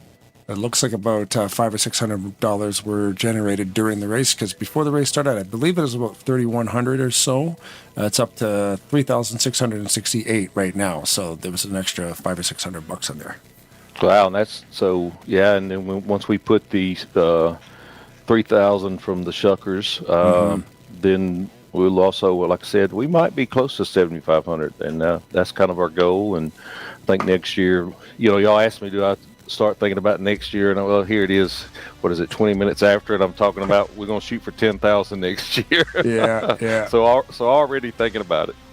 Well, I knew that was going to happen. But you said you were going to take like a week off and whatever. I was thinking, he'll be right back on it, getting everything prepped for next year and do it all over again. The gears are always turning. And man, the last day's insane. Like, I think I've got my stuff locked in 3 days ago, but I was wrong. Because then, unfortunately, Ulysses was, couldn't make it. It was nice of him to give you about 6 or 7 hours notice. We were able to make those changes. Yeah, and the sub came in there and finished third, so that was good. He's Jeremy's a really good driver, and I knew he said I told him since he finished third, I guess he's going to have to drive a Toyota from now, but he didn't think that was quite as funny. Asked him about it. How crazy is that even the guys that are sitting in behind the scenes waiting, you have such a stacked roster to choose from. There's hundreds of guys that can race in this race, but you can only take 39. Yeah, and that's, to be honest with you, that's the toughest thing, because you have to make that decision, and I take full responsibility for it. I'm the one that makes the decision. I don't, and I hate the ones that didn't get in, because there's some really good drivers that don't get in. But once again, you have to make a decision one way or the other at that 39th position. So anyway, like I said, I wish we could all get in there and race, but we can't. And I'm grateful to the guys that did race tonight, and I thought they did a good job for us. So you mentioned about all the totals here that we're talking about as far as what we currently know. I took the opportunity here. I'm hoping that I have this correct. I have the sheet that you gave us up on my third monitor, which is a ways away from me, and I don't know if the old man eyes saw every number correctly. But if I've got this correctly here, it looks like with the 39 drivers total with the winning bids, $2,160 total. Wow. Of all drivers. On just the cars. On just the cars. Wow. That is great. That is great. Yeah. We might make 75. Yeah, we'll see what's going on. And, the good thing about this, you'll get some viewerships the rest of the week, and that QR code will be there for them it's still there. Yeah, for them to do. And then the other thing that we've got going on is we've got, the T-shirts, and a percentage of that goes to donations, so directly. So we've got that too, and I think we usually with that we get around maybe $300 that gets put back into ALS. But anyway, that's very exciting. I'm glad I'm glad it's over. But like I said, it's always a thrill to put it on, and always nervous. And I hope the people that watch understand that it is a game. People's computers can go down. You can have bad weather, and that's the other thing. We had some bad weather come through last night in a lot of places. I was worried that it might hang around and cause some issues for these guys, but you just never know with it being a simulation game. But even made it through the night. Even in real life, you could lose a brake line, cars break down. So we always, in the sim world anyway, we chalk that up to mechanical breakdown. If there's no power in the house and you can't play, in real life, maybe, your brakes get stuck and, or the car won't start, or, there's always some crazy thing that can happen behind the scenes there too. So Sometimes you can't make it on the track. It's unfortunate that good You have pastor no wasn't able idea. to make it out. But yeah, You have exactly. no Talk idea. to Rod, runs a kart team. So I've raced karts. We've had brakes fail. We've had and I've raced real cars when in my youth, and same thing. Things happen. Well, the other thing that tonight, man, there were a lot of what do you call missed cautions that should have been cautions, I guess, where cars were all catching it and all that, especially early on. I thought there was some great driving by these guys to not spin out or cause a wreck. There was some bumping that went on and whatnot, but that was I thought they did an excellent job with that. So yeah, it really was an amazing race all around. well, I appreciate you guys. I mean, y'all, like I told you, y'all the all-star cast, and without y'all, it's not even close to what it is. And so appreciate y'all. Thanks we for having appreciate us. you bringing us on. I think it's a general consensus here that it's gotten to the point now where we literally just kind of wait for the date to be announced to be able to call this thing, because just not only the racing that we get to see and get to call, but just the cause behind it all, and as well just makes this race such a special event for us to be able to do every year. Yeah, We're honored to be here, bud. yeah, y'all do a great job in RTG and those guys, Sean and all of them, and Jeremy and Josh and every one of them, and Rodney and John with the painting. So that's a lot of us involved in this, and we're a team, and everybody's done what they need to do to make it a success, and I appreciate y'all. Well, Kelly, again, appreciate you bringing us on board for this. Job well done, my friend. All the hours, days, weeks, and months you've poured into this. Get some well-needed rest here now as you get to decompress from everything all the efforts that you put into this, and man, just relish in the fruits of your labor tonight, because you did an amazing job in getting this thing all put together. All right, guys, we'll see y'all next April. It's a date. There he goes. Kelly Cannot say enough needs a nap. about the effort that he did, and also can't say enough about the drivers and what they did here tonight as well, because there's no doubt about it. Whether it was us up here in the booth or the people watching at home, we got a show. The driving was phenomenal. Like, I don't know, like we call a lot of these, and like all three of us do this. We've seen a lot of races. There was something in the air at this one. It just seemed to be a flawless race. Like, there was some accidents, and that's going to happen in a 76 lap race. But yeah, it was just like Kelly said too. There could have been 6 more cautions. The saves and just the real estate that these guys were giving each other to, helping each other out. Giving some space here and there and just heads up plays. It was great. I think one of the other things too is that the driver mentality here tonight changed as we got closer towards the end of this race. Beginning of the race, it was keep the car in one piece. It was make sure you don't make any mistakes. Make sure you're in the conversation at the end. But once we crossed that halfway threshold, it seemed like everybody all of a sudden had the tunnel vision that they wanted to win. It didn't matter if it was 2 cars in front of them or 20 cars in front of them. They wanted to pass every single one of them. And that, I think, is a huge difference between this type of a race and a weekly series, because in a weekly series, if you've already got a win, then maybe you're relying on consistency. Maybe right out of the gate, you're relying on consistency because it's a big picture. Here tonight, there's no do-overs. It's this one race out of the year until we get to 2027. So you've got only 76 laps to be able to get yourself to the front, stay at the front like Greg Lovell was ever able to do. And so the fact you had 39 drivers that all had that I want to win this race mentality, I think that just made the product even better. Yeah, and like we said before, Greg Lovell gets to say, I am the ALS champion for the next year until we come back and do this again. Yep. Yeah, man. 4th different driver that gets to claim that. Well, I think we can walk away from this now. You guys got any final things to say before I wrap this deal up? I don't think so, outside of what I've already said. Just thanks for the invite. Thanks for, having us come in here and do it. Seth, as always, it's a pleasure to deal with you, and I love broadcasting with you. You're awesome. I don't get to talk as much, which is even better. So, It was a great. Every time I broadcast with you, I learn a little bit more. So it was a great experience tonight, and I'm glad you got to join us tonight. I mean, I can't tell you, every time that Kelly ends up getting in touch with me and said, hey, are you in on the team? And knowing I'm able to work with you guys with this event, I am there. Like, any plans I have prior, they're canceled. I am definitely there. Great to be with you guys here tonight. I can't wait till we do it again next year. Yeah, we'll be here, man. Yeah, again, Seth, thank you very much for coming. You add so much to the broadcast. It's amazing.